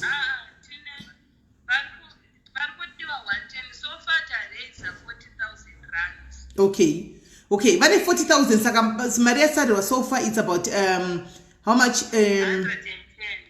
110,000 ndo Maria Sarirwa, that is 10,500 US. 10,500 US, right? So if uri ku Zimbabwe une dollar rako US randa ubatsira naro family, you can still talk to them pa number idzodzi 071 vokupa number dzemunhu ari ku Zimbabwe. Andika woisa Maria ya ku Zimbabwe ikoko kana kuenda ku Zimbabwe kuti unowaona muri kugara kupi mimi? Izvezvi tiri ku South Africa kunonzi ku Louis Trichardt. Ku Louis Trichardt, all right. Vari ku Louis Trichardt andika vanokwanisa kunovaona number idzo. Please just take the number mowafonera mo direct kuti ndepapi andika moyenda kunovaona muchinoona andika meanwhile makavhura here GoFundMe. Takavhura mapage eGoFundMe. Okay, saka mozotipawo link topostawo ku GoFundMe, but guys kana uchigona ngovaisira straight number ndaisa anditika vedu vembinga dziya dzatanga dzichitaura mukangoti umwe nemumwe kungangoburitsawo kana ka 1,000 rands inokurumidza kufamba. Tikaburisa tiri 20 inobva ita 20,000 andimaona nemawandiro atakaita pano so far we are 1,100 andimaona tikangosacrifice kuti mwana uyu arapiwe guys, kuti mwana uyoyo anobviswa chuma iyo andika zvatakaita pana NST paya pachuma yaive nechuma yakafanana neye mwana uyu but yake yanga iri pagumbo antimaona. Saka tongoita zvatakaita pana NST po paya, please vabereki ane mwoyo wokubereka, ane mwoyo wokutoda kubatsirawo zvamu kuti mwana uyu any cent will make a difference. Any cent it will make a difference. Antika hazvina basa tune 20 rand une 50 rand une deposit that ivaisire e-wallet 20 rand yo. For now tikunida any cent ratokwanisa kuwana because 150,000 110,000 yakawandisa animaona. Saka takutongoda chero une 5 rand chaihunza vane magaba vane makwenza ingoti pagaba racho iroro tivhure toga tione kuti mugaba mune makoini anosvika mari animaona. Chingochitraiwo guys kuti mwana uyu akwanise kuti arapiwe handiti dei taiziva kuti kuhospital anogara kwamadhezi mangani kana half payment yaitwa ainzi oenda kuchipatara onofanira kuita operation paanopedza mari inenge yaunganidzwa yasara obva abhadharirwa achibuda animaona. Zvino akasabhadharirwa achibuda that means inenge yatanga kudi kuescalate mari yayo ichikwira every day haizokwanisiki mari yacho inogona kudzokera ikukuya kuya animazviona. So please rand rako raunaro 5 rand yako 10 rand yaunayo anditika please it will make a difference. Tirikutoitsvagawo please tokumbira azi vari kuBotswana vo totumira sei number ingotorai number yeve kuBotswana account yacho iripi andina account ndine phone number yandaisa apo iyo ndedzavo saka imi munovafonera vokupai account number handiti imimi munovafonera vokupai account number yekuisa whatever zvamunenge munazvo antimaona mimi chamunenge munacho fonerai number dzandakapinda apo, torai number idzo, torai screenshot yenumber vafonerei moisawo imonth ndiko zvino guys tipana pandoziva tichimboiraisa kana 20,000 pa 10 minutes animaona 10 minutes tosiraisa ngikiri 20,000 saka imagine iti montheni panapa tikada kungotesa guys kuti target yedu ngaisvike pa 50,000 tikati target 50,000 guys we can raise it so vachandipa go link fund yavo zvakare then ndoikisa apa maitawa ndiri kutsvaga excel zvakasimba maitawa mudzimai wenyewe ari kutsvagai uya wemwana wemakumbe club fit ari kutsvagai maitawa anditika so guys let's help anyway ngatibatsirei malinki vachandipa and ndoisa malinki acho ese papage panapa kumagrupu ese WhatsApp atinawo ndiyapuwa linki ndoisa but kana uchikwanisa kungobata futi panhamba dzavo idzo vabatei hanzi link yes link ndichapiwa kuitira vari kure vaise mulinki imomo 5 rand 5 cents 5 pounds anything please tibatsireiwo mwana uyo akwanise kurarama andika tibatsireiwo kuti mwana yakwanise kuti ngatingoisai target yepadairies guys padairies panapa ngatingoti 50,000 let's try to raise 50,000 from diaries panapa padairies panapa ngatingoraisai 50,000 toziva kuti vave ne90,000 ngatiitezve 50,000 padairies guys pozati takawanda panapa zvokuti tikati munhu nemunhu ka 500 kana 100 500 rands ka inokwana mari yavari kudai 110 inokwana animona inokwana so guys ndonya iripo ngatione mwana kararapoya haisi nyore zviri kuitika izvi haisi nyore mwana kuti kubo hama kubuditsa mwana pavidhio zvaari kudai ende kana une chuma ari kudya here nai vasikana for the past week haasi kunyatsa kudya nekuti chuma iye yakuita ichismela saka inomuitisa stomach upset saka ndobva zvaita kuti atadze kunyatsa kudya zvakanaka saka linki yegofund meter chakusenderai womaisenda asandaiona because tichiri pano asandaiona saka regai ndingoti ndichidonha panapa ndotora malinki iwayo ndobva nda sisi hamusi kufona imimi Selina hamuna kufona okay makufona now alright rambai makadaro imimi hello secretary Evo Sesimeli vari ipapo vari kutanga ari kuUniversity of Zimbabwe. Does the dean know kuti mwana uyu ari musituation iyoyo? The dean weuniversity kana vachiripo varipo ndakamira kuti vakupindurei Dean weuniversity of Zimbabwe makavaudza here netuition nemwana because mustudent weuse it.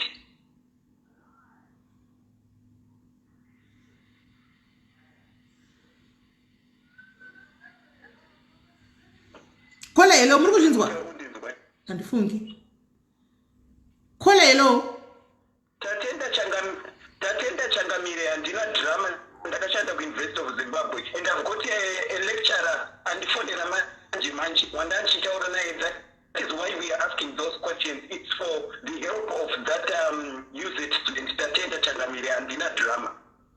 Hello kola mainini hello hanzi makaudzawo here dhini wekuuniversity kuti mwana ndositution yari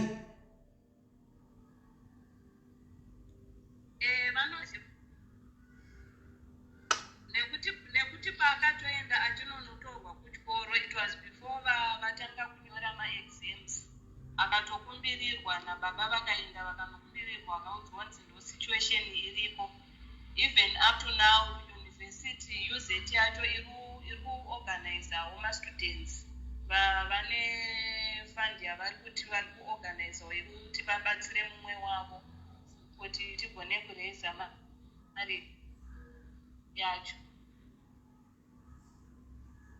manzwa here andiselina ndanzwa kuti vakaudza dhini nemastudents pane zvavari kuitawo kana vakadaro it's okay. I will note down their number and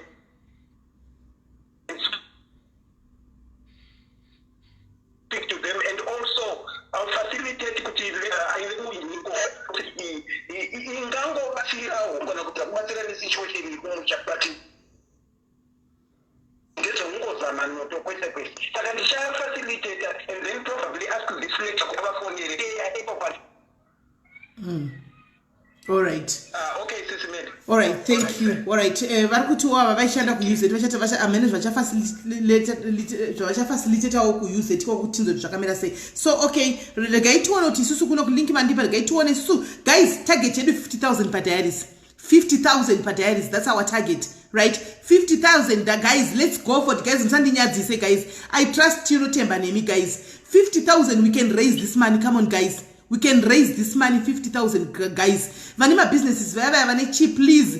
Dokumbirao 50,000 cheta we can raise this. Brian Bubunyamshamba iya isi project yotanzi yatanga pa diaries. Kana tatangira kupi tikuda kungobatsira this guy. Mwana ya ne future yekuti maybe ndiye president wa Mangwana I don't know. Tibatsirawo ku garage bubu muka raise au yama raiser the number ndakapina apo. Let's try to just hope kuti mwana wacho adi akwanisa kuti arapiwe. Anditika ndikutaura ma influencers andiri kuona ari pano anditika ndaona Brian Bubu ari pano Wallace ndaona uri pano you are also an influencer please azvina basa zvatangira pa diaries chinangwa chedu ndechekungoti tungoda mwana haisi mbiri yekunzi mbiri ngaipiwe kuna ninki mbiri ngaipiwe kuna ninki aiwa mbiri ndeyekuti takabatsira munhu chete takabatsira mwana umwe angakarira pasi akamuka saka I can see you all influencers here please. We need, let's target a target of 50,000. If it's going to be more, we say glory to God.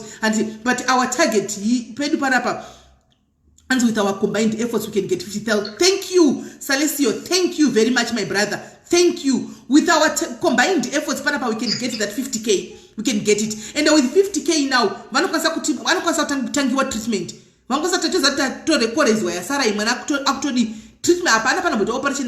One day and tuzoti mwenenge chichogone kusetsa zvavainechi vanzi wopol chingono apostawo zvakare andimaona semwana yeyu saka obvious achawana kuti tichangobatsirana pana pachitango target yekuti 50,000 guys let's help one another ma influencers ndikukuonai anditika please ngatibatsiranei ngatimbosiyai zvekuti gurupu rakati page rakati kana chakati apa pangatingosamise pamwe chete anditika tingoita zvokuti mwana uyu arapiwe ane bright future ahead of him one day agozoya pano achitaura kuti ndini uya wamakarapisa ndave kutopedza ndavakapedza civil engineering angu ndakushanda agozotorawo vamwe madiaries anenge asina mabasa achiemployawo kukambani kwanenge akushanda antimazviona so guys ndinokumbirisawo nemweya wamwari nekuzvininipisa pamberi penyu let's raise 50,000 we can do this.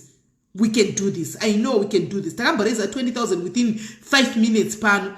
And tika eraser. So 50,000 we can do this guys. Let's go for it. Let's do it. And tika mrushizwa guys anditi 50,000 rands farika tisitora zvima bones. Tikutaura 50,000 rands we can do it. We can do it. 50,000 rands. Takawanda zvokuti it's not a lot of money tikada kucontribute pana 50,000 rands. It's not a lot of money tikada kuicontribute. Panapa chandoziva ini padiaries pakadangoita 1 mbinga ude nesunga inogona ngoti I'm pledging ne 50,000 imba chiraiza yasara. Ndozvandoziva padiaries panapa. Pane mbinga ude inogona ngoti nyadzisa panapa yobva yangosvika izvo yobva yangoti inini 50,000 from Mrs. Mary. You can do it guys. Ndikunyevere. Ndinyadzisei guys. Ndinyadzisei 50,000 one mbinga ude dzedu dzedza yongoya panapa yoti ndinini I'm pledging 20,000 kana 50,000 ka one imi chitora yachipedza yasara tinozvipedzisa izvi guys tinozviita izvi andimazviona guys mbingaudo dzedu dzedza dziri kupi mbingaudo vana kafoti dondo mambingaudo edu vana kafoti dondo mambingaudo takukudai kapa ndopatakukudai ka mbingaudo dzedu panapa ndopatakukudai apa ndopatakukudai apa ndopada tariro faith zvavabaningikita topedza kudhara takutongokombainawo zvedu nezvimwewo zviri panapa anditika mari haisiya baba nyati nyaya yababa tachayapera kudhara tatopindawo mune imwe nyaya anditika please guys mbingaudo ndirasirewo kumeso ngonditemei kumeso mungoti pa ne50 grand nditemewo kumeso ngoti misimeli 50 grand pa tatumira kuna election nyakurai animaona zvobva zvatongoita mambingaudo dai amuri kupi say guys mambingaudo uyai pana mamungoti tema chete ne 50 Gs please I know to zviita precious I know zvinoitika pano I know kuti zvinoitika panapa I know kuti zvinoitika mambingaudo uyai please tibateiwo namba dziripo izanzi $4,000 not bad thank you hunzai ka madola acho hunzai madola acho kunzai madhola acho atiri kungoitira mwana uyu guys ndiwo mangona figwa nemwana kuti ndiwafa profesa iripo guys ndinongoita izvozvi izvozvi zvandongoita handika hanzi saka mbingalaiti maitinaye mbingalaiti tikutokuda zveiwe maitinaye uri kubisa mariko maitinaye uri kupleja mari nditangotonyora pasi maitinaye uri kuburitsa mari maitinaye how much are you pledging nyadzisa vanhu maitinaye nyadzisa vanhu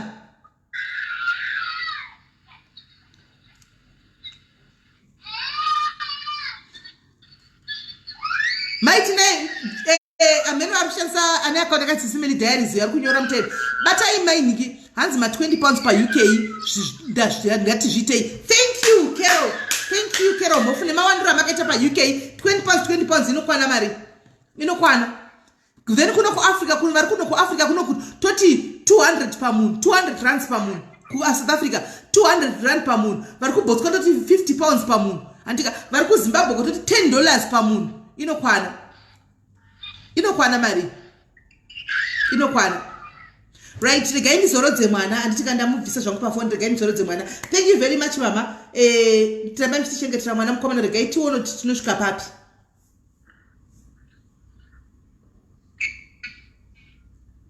hello maini Thanks to you too, Sisi. God bless you so much. okay thank you very much tenge nditaura kuseri regai tione kuti tosvika papi Hello. tozongona tosvika papi ndechitaura nemi kuseri ikoko alright sharp right guys vabva vandipa malink acho so I'll post the links then imobva maona I'll post the link vari kuSouth Africa 200 rand zvai because handoziva South Africa ndoiziva kuti tikati kana 3 wire 5 hazina kutokati maitinaye guys malove nemalikes kuna sisi vangu vamaitinaye kuna muningino wangu malove nemalikes kuna maitinaye guys isai malove nemalikes kuna maitinaye ari kutirova ne 10,000 rands 10,000 rands from maitinaye 10,000 rands maitinaye guys ndisirewo malove nemalikes 10,000 rands already 40 more to go 40,000 rands to go 10,000 pa yasvika ndisirewo malove nemalikes for maitinaye guys musagwadziwe guys musaite godo haisi mari yangu iyi haisi mari ikuzoda kudliwa nemeli bodo imari yekurapisa mwana uyu kana pakati pari kurapiswa munhu kana pari kubatsirwa munhu ita manyukunyuku guys ndonzwa manyukunyuku 10 grand pa yasvika 10 grand handiti maona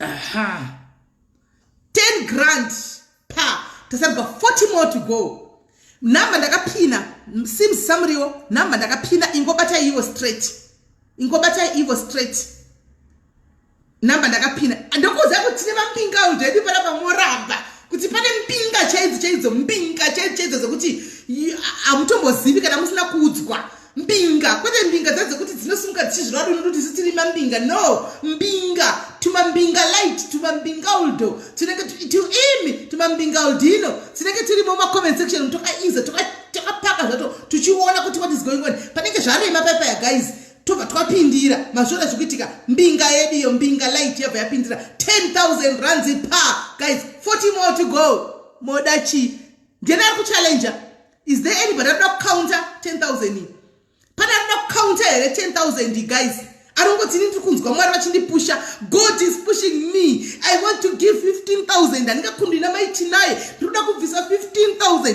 aripo here apa mucomment section mwana anorapiwa aripo here guys aripo here anoda kubvisa 15,000 kuti mari anorapiwa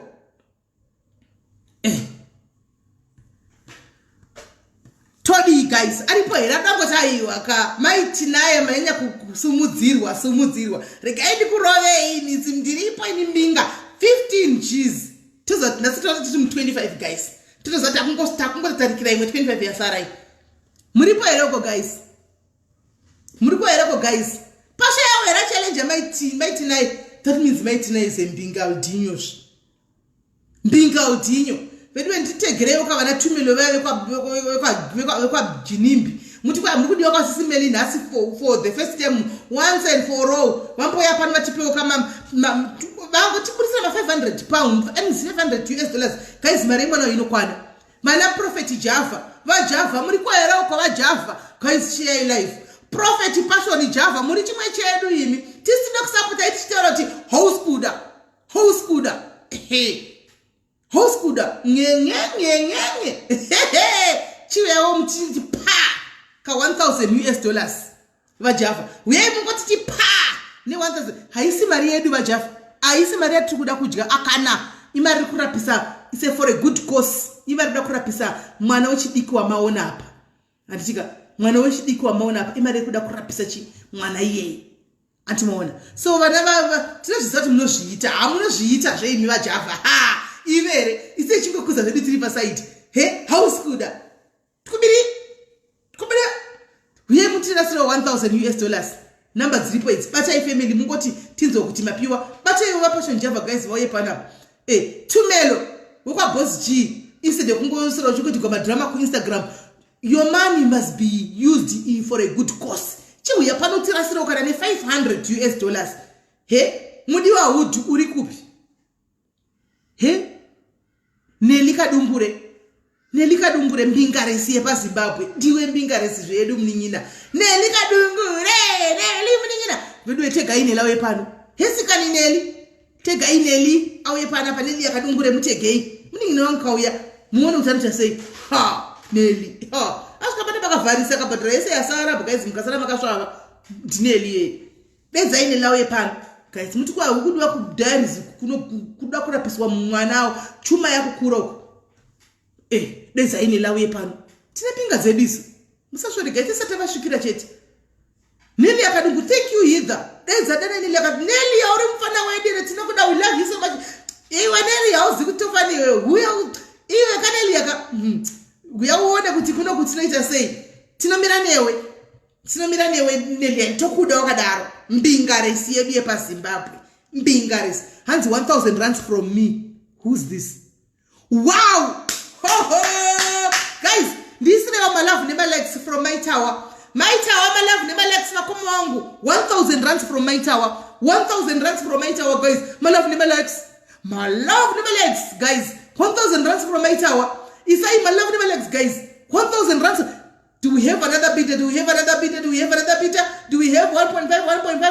are you there 1.5 are you there thank you my tower 1.5 are you there right my tower thank you very much my love never like saying mapiwa we appreciate you we love you so much right Zozo mukandla nasanga chipete happy birthday Zozo nandakangana zvenewa kuma kuti birthday again mukuimbira happy birthday to you happy birthday to you Zozo happy birthday to you yip hooray happy birthday Zoda mukandla wakoma shigaibano uyai mungotirasire $1,000 pana paroda kuita mari kuda kuiswa in good cause mwana ada kurapiswa sisi Zodo wa mukandla please chero mukatirwa $25,000 bolato mwana arapiwe tinotokuonai tikutaura mbinga chechedzo guys mbinga tiri kutaura mbinga tinenge tichikuonai zvedu mbinga dzedu musangati mbinga dzedu tokuzivai tinenge tichikuonai aiwa maitawa senditi kune ningirikiri senditi kune namba idzi dzakanzi Elisha Nyamukurai fone batai namba idzi mubvunzo kuti mari yoiswa kupi dzakanzi Elisha Nyamukurai idzi tumirai mari yoyo ikoko musatumire kwandiri tumirai mari yoyo kuna Elisha Nyamukurai indoda kutumirawo yangu kuna Elisha Nyamukurai I don't have much yangu asi ndichaona kuti ndowanawo mari tichangoona kuti ndowanawo mari andina hangu I don't have much but nichangoona kuti nini wacho ndokanda chandikakanda ka 5 wire anditika kanogona kungoitawo kanobatsira it makes a difference guys mbinga ndikutaura mbinga dedzai mbinga hanzi more plus 44 mara kupe zvakanaka thank you Linda Brooks uyo Linda Brooks mire muone Linda Brooks 1.5 Linda Brooks 1.5 Linda Brooks $1,500 Linda Brooks $1,500 Linda Brooks nyasati vako Linda Brooks nyasati vako 1.5 Linda Brooks 1.5 Linda Brooks are you in Linda Brooks are you in 1.5 oh thank you very much precious mshangani guys regain chipina ma comments sorry ndakupina ma comments ndakupina 5 500 rands from Precious Mushangami. 500 rands from Precious Mushangami. My love never lacks for Precious, guys. My love never lacks for Precious. My love never lacks for Precious, guys. My love never lacks for Precious, guys. It's right, Precious Mushangami. My love never lacks. Okay, guys, 500 rands for Precious Mushangami. Precious, she's a follower, a loyal fan yedu panapa. Right, awe Nelia, Didabum Tambira Nelia Nas, Didabum song and Gatamba, that's in Gasha. Nimari would you up with Manoya Rapu, Churanelia Ganchikura dress, that's no Kura. Ah, Inchisakuti Maria Noguda, Dokura Nas, Shokwadi, no Resakuda in a mango, Kafakuda, Pamtapa, Dokura, Dinokurura. I can tell you, man, no, but yes, I'm going to foot the bill. Kura, Mumira, and Dokura, guys, Dokumira, on the Kura, as long as Maria Batoko Manarapu. Dino Kurura. Linda Vatise, Linda, Ungania said, no, Linda. Man, Linda, what is this away? They could have man. But Linda, wait all foot. One, Loma Marisa, I could be confirmed on Loma Marisa, I could be Loma Marisa, I could be Loma Marisa, Nino, what could be. Loma Marisa, camping light, Katagongo, Rastra foot. Loma Marisa, Katagongo, Rastra foot. Hey, Antimona. Right. Pachinere mbinga sakata gumira baba na Precious Mushangami. Asindu that my UK married zikunaya. Hanzi UK married zikunaya, zikupinda zvachose. Thank you diaspora munonti gonera man. Ndode da name. Ndode da name. Munonti gonera. Ozo wari mwari shifa bachara kwa hewa no number. Wauna mwana kana send zviya kana mkwandiri tikunoti mari ndeye mwana ari kurapiwa. Mugona kuwawa chimboyo ubvise o 20 rand. Uya ubvise 50 rand. Mbomira kutaurisa umbobvisa 50 rand. Imbomira kutaurisa unzo imboyo uti 50 rand yangu yo pa tipo kusira ma love nama likes. Hans Chapo ndo Mutemba aripo ere Olinda ari kupiko Olinda Chapo uya utinya se Olinda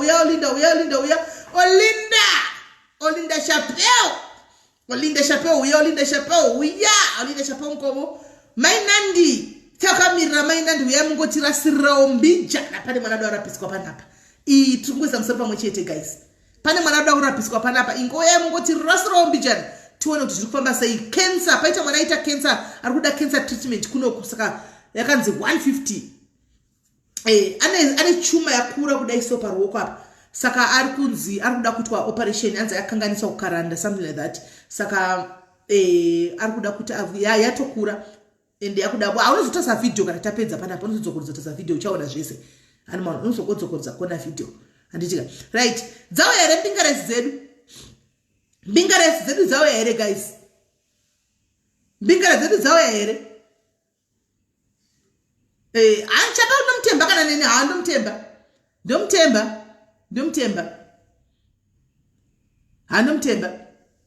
right I want to matemba mbinga but UK ndo inondihambula man ayo inondihambula inondivuna avaite noise asi account ya chairperson ya treasurer right now vanzi yakutofema iri kuita kudhuka nemari dzemwana iri kuita kudhuka saka ndinozwa kudukupiswa so ndinozwa kudukupisa anzi kota delicious tata anotoda kuti mumpe inde munopata teu anotoidawo kubva kwamuri tata anotoda yake entertainment andana kuentertainai anotoda yake entertainment kuti munomupai mukoko ndai munomupai entertainment yake anoita panapa nhasi tomboita zvokuningirira zvokuti mwana uyu arapiwe.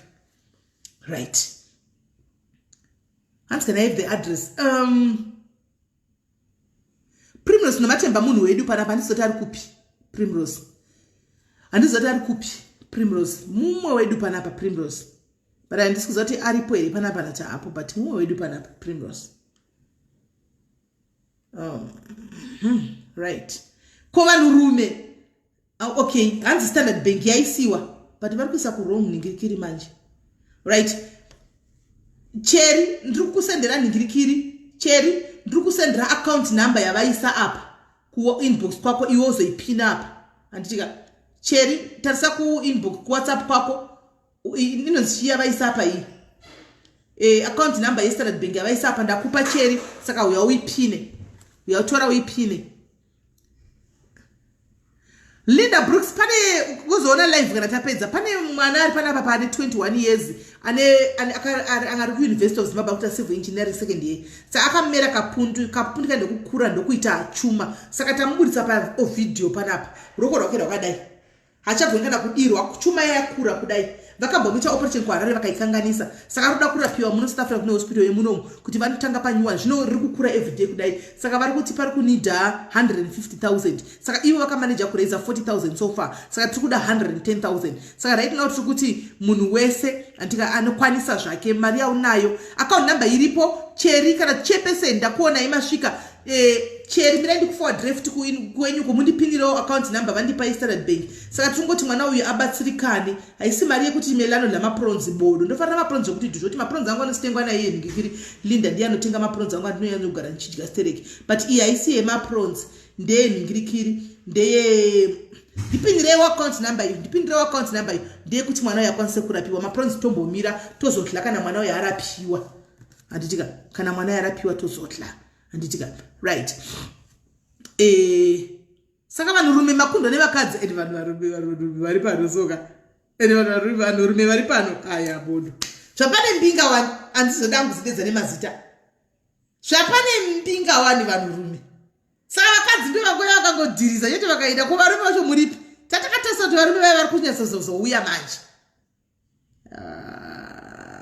Adelaide baba vataura unozoona video kana tapedza chasodzokodzoita go through the video and then you understand tichidzokorodze zvakashitaurika panapa zvonetsa andika it's kind of hard so guys tapedza here right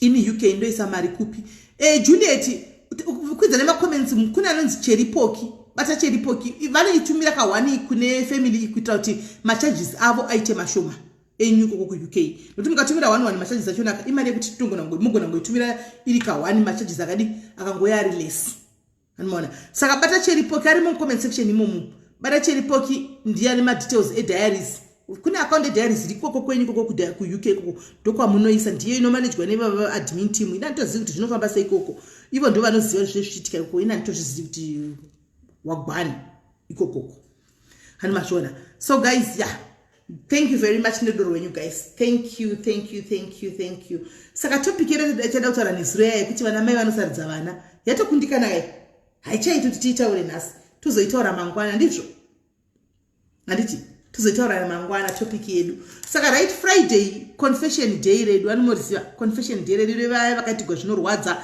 nevamwe vanhu vakanyeperwa vakasvika pakusekwa kuitwa chiseko chenyika kusemwa nevanhu kudii kana uchiziva tingotora only 3 guests 3 people chete because last time takazopedzera tave ne1 akazita take over show yese saka you are there you want to be part of those 3 varoda kuzoita confession dzavo panapa nditika gara wandibata tingoza tikutongounza vanhu 3 people only gara wandibata so that we make time for only 3 people chat andimona vana Clifton muri kuchengeta nevakadzi apa na Clifton Diamond basada kuwadliya chengeta nevakadzi mutengerwa zvese nevakadzi imbobudisaiwo mumbomiramira sanhu chirume timboonawo hapana dololo right so guys kana pasina last announcement vanhu vekukaroi kana uripo unobva kukaroi kana tukuhurungwe anitika school fees vamwe vana vatiri kuda kana une mwana wako anodza kuchikoro chegovernment kukaroi kana kuhurungwe please bata maadmin fast namba yevana vekukaroi nekukaroi nekuhurungwe yasponsor weda roda bhadhara school fees akawedzera namba saka we need about 5 more kids we need about 5 more kids kana uripo ne mwana wako sisimela vanataura kana uripo ne mwana wako anodza kukaroi kana tukurungwe itokurumidza kubata maadmin utaure nawo uise star rako unobhadharirwa school fees yegore rino rose 2021 yese uchitawo zvimwe usingafungichi zveschool fees hanomaona 2021 yese unenge usingafungi zveschool fees unobhadharirwa school fees panapa saka itobata maadmin right now please batai maadmin right now kuti ini ndini mumwe wehurungwe as long as une proof yekuti uri kuwehurungwe kana karoi because sponsor iyi iri kubhadharira hurungwe yedi karoi chete hanomaona ibvai maita kuti mudi mumhanye antika munotaura nemadmin kuti madmin ndine vana vanguwo antika vandinavo vari kukaroi kana kuti ndine vana sisi vangu vandikuchengeta nherera antika ndauyawo nemasta avo we are only taking 5 ndo vasara 5 ndo vashota. Hurungwe Karoi 5 kids. Kana varipo please mukana uyu muzotidza vanataura handika kuna na Gweru Harare kupiko takatoisa valisti su vana vakatobhadharikwa. Sponsor we Karoi Hurungwe ndiari kuda vana 5 mo akata top up. Saka kana paine 5 vana vaunawo please. Kana one wakafirwa nevana ivava wakafirwa nevabereki vana vakasiyiwa please ndimi vandiri kutaura as long as uriwo kwamurewa kunonzwi Kurungwe kukone kukaroi atamadmin cheti kwatosora chokudza simelo tutamisa time atamadmin izvozvi because nchipedza vana kunenge tovene 20 vaenda kuna sisi una antiselina vaya handi mazviona vana gwanda takapedza 1 aiqueen takato announce pano tikatora vanhu kwese Zimbabwe yese tikati munhu wese yani bepa rako vanhu vakaunza mamuripi hani munati munomborova aiqueen Selamiso munomborova saka munojambiwa munomborova takati kwese na gwanda kuti takapika kwese takatora munhu nemunhu takatora murewa takatora mamuripi munomborova ninona blessing munenge muri mukanyanya kufarira zvandokudza izvo kuti makuwa munomada asi mukaona pakuitiwawo zvinhu zvinenge zvine progress manyaya progress makuwa tozati makuwa chaiko aiwa ndiwangu unotoda chaiko iwayo handimaona but mukazogara muchinda kumakuwa muchisiya kwamuzati kunoita mukana munozviruza saizvozvi hari mwana makazvirusa taka announce pano tika announce pano vanhu vakamhanya kudai vakaisa we took 100 kids the whole Zimbabwe 100 kids handisiti mamuripi tatisina basa tonga uchibvepi taingoti 100 kids in Zim tikatora handimazvona saka musanyanya kurova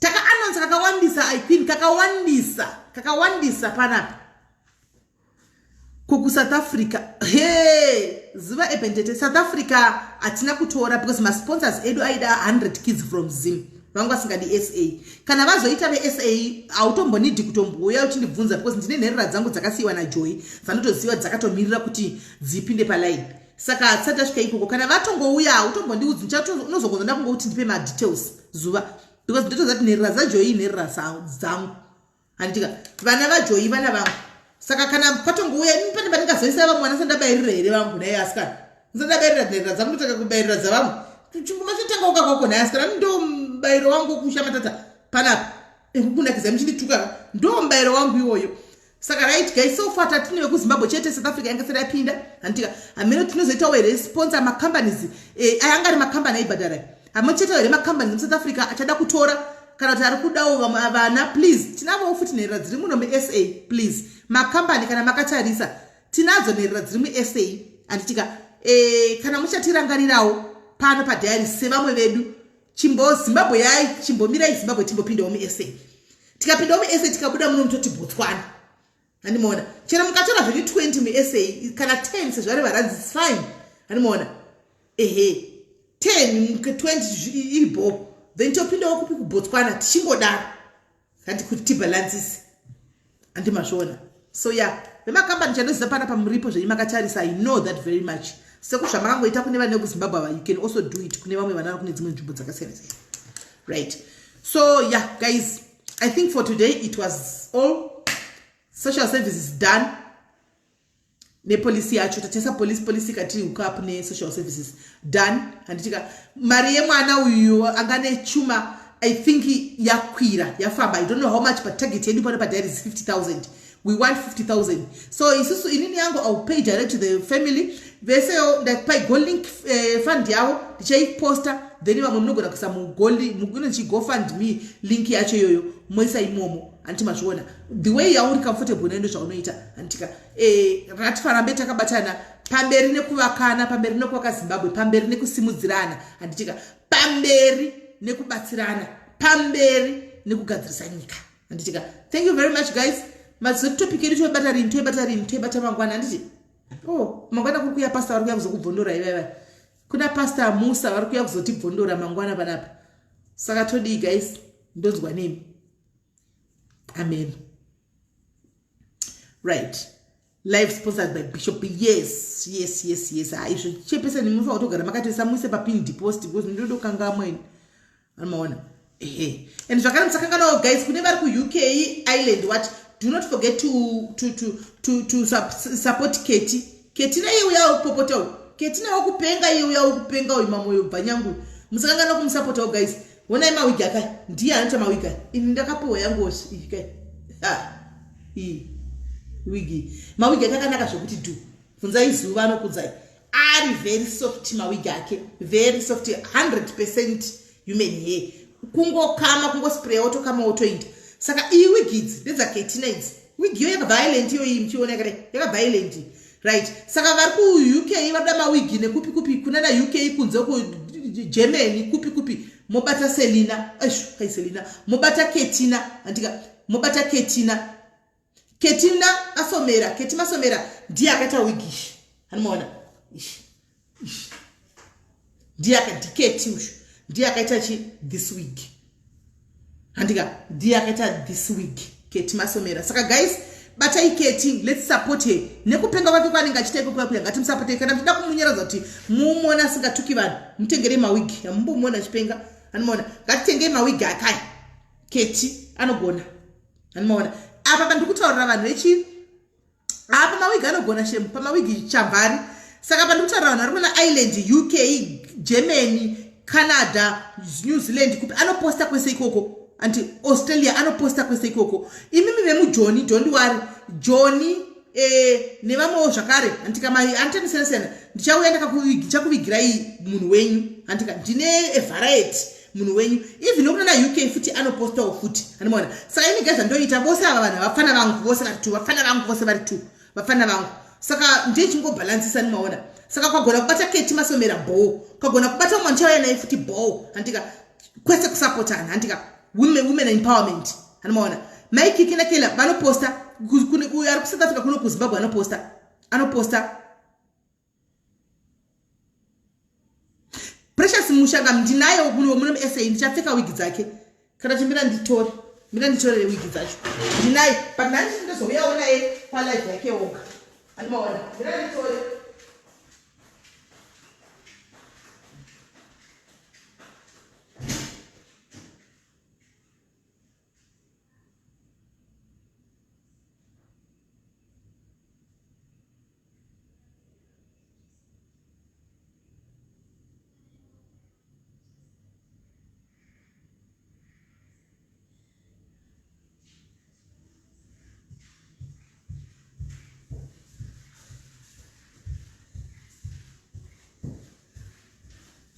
dzakawanda guys but ndangoya ne1 dzakawanda guys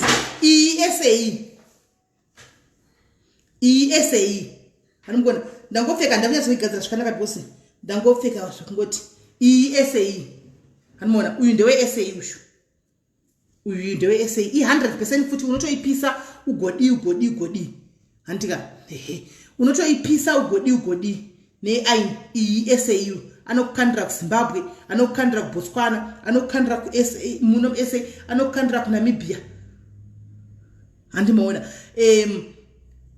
handimazviona handimaona uyu ndewe SA uyu kuUK futi anotumira handimaona kuAmerica futi anotumira kuNew Zealand futi anotumira saka ndine 2 maladies angu panapa anditazvimawigizvi handitika ava handimari muri kuzviona imwechi maiona kai nenda zvangu muvheti ko muchandizivei muchandida hanzi tiyo ese yandibatewo zuva zoda kutorera kuibvapo inda kwako kuherbal solution uku guys vanoda kutenga zvemaherbal tea what hanzi can I have the blonde in Lorraine okay ndokupa namba dzake and then ombata ari kuSenton ndokwaari anooperatira from Senton ndokune saluni yake anoperatira kuSenton akawanda mawigi acho guys ake uyo handinawo ini ndichauya ndakapfeka imwe pandouya next time ndidzoka ndakapfeka imwe muchadziona but ndiye anotengeserwa futi namaititi feridongo mukaona maititi feridongo vakapfeka mawigi mazhinji mawigi avo vanopiwa neyo kuSenton ndiye ndo vanomutengesera futi maititi ndo vanomutengesera futi handi saka vanotenga vanoda zvokuisa zvinhu zvokumastonyeni handitimaona vekuita zvinhu zvokumastonyeni netii dzinodetoxa idzi dzinobvisa tsvina mumuviri idzi anomaona mafibroids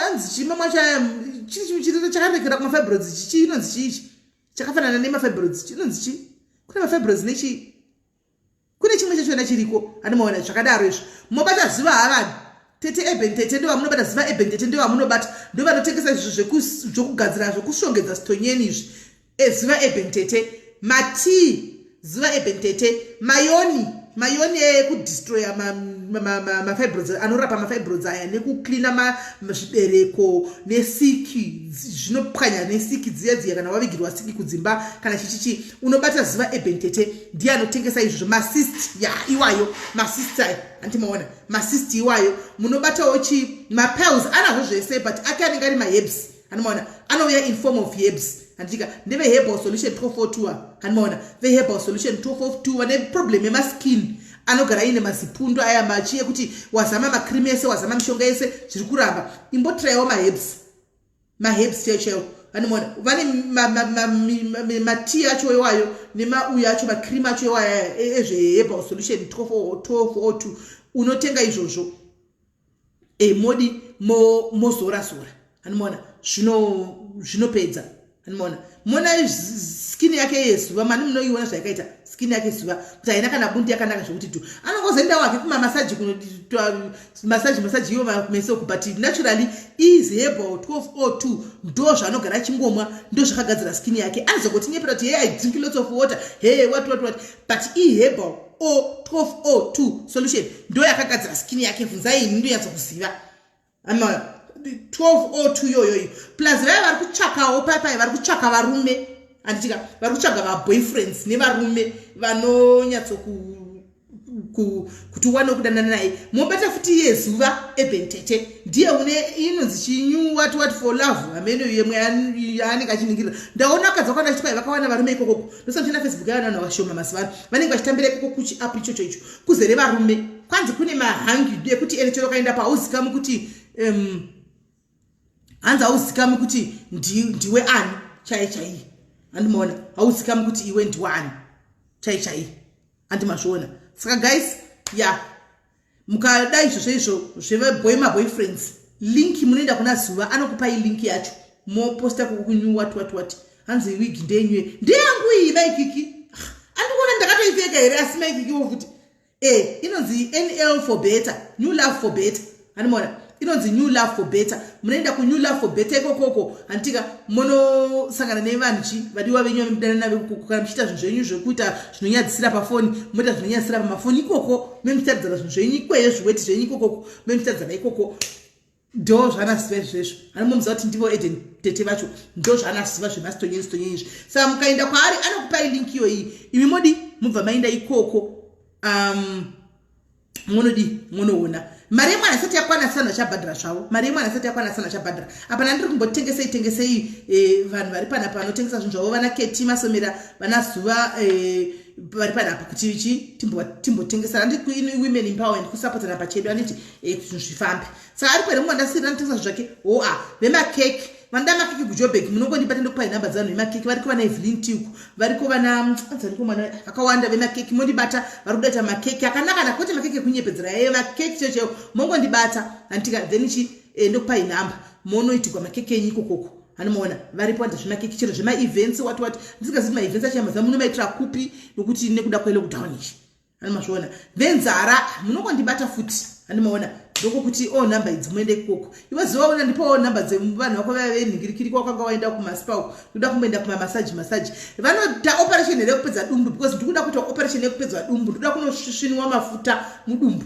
vanoita here operation handisi kuda zvokungonzi chekwei pasaidi zvana liposuction what ndoda kuita operation yekuti vanonyatsoburisa mafuta vomaisa apa ndiyesosara ndine flat stomach kuti zvinyatsoenderana nechivakashure chacho handitika right saka zvakadaro please undipawo nhamba idzi ndione kuti ndaona mapuraizi akuti akamira sei ndapuka ndinoita operation ndimbopiswa dumbu richarisi kumira zvakanaka handika so guys maita basa guys morarabo moswerabo god bless you pamberi nekusapotana mukaonawo live yatanga uku endai munosapota mukaonawo live yatanga uku endai munosapota mukaonawo ninga pa live let's go kwese okay zuva let's go kwese sinodi tinosapota handitika chikuru kusapotana chikuru hachicho kuti ndingakunda ningi azodai ningazo hapana competition pano mumwe nomwe ari kumhanya resi yake chiripo we want to support each other and uplift one another chete nefacebook mazane kunangidza kusingaiti ine runyararo kuti toda tongovhara muromo wake tinoda kusunga nerekeni otherwise Facebook mazane kune peace kwakanyarara bajeti kune peace dai zvikaramba zvakadaro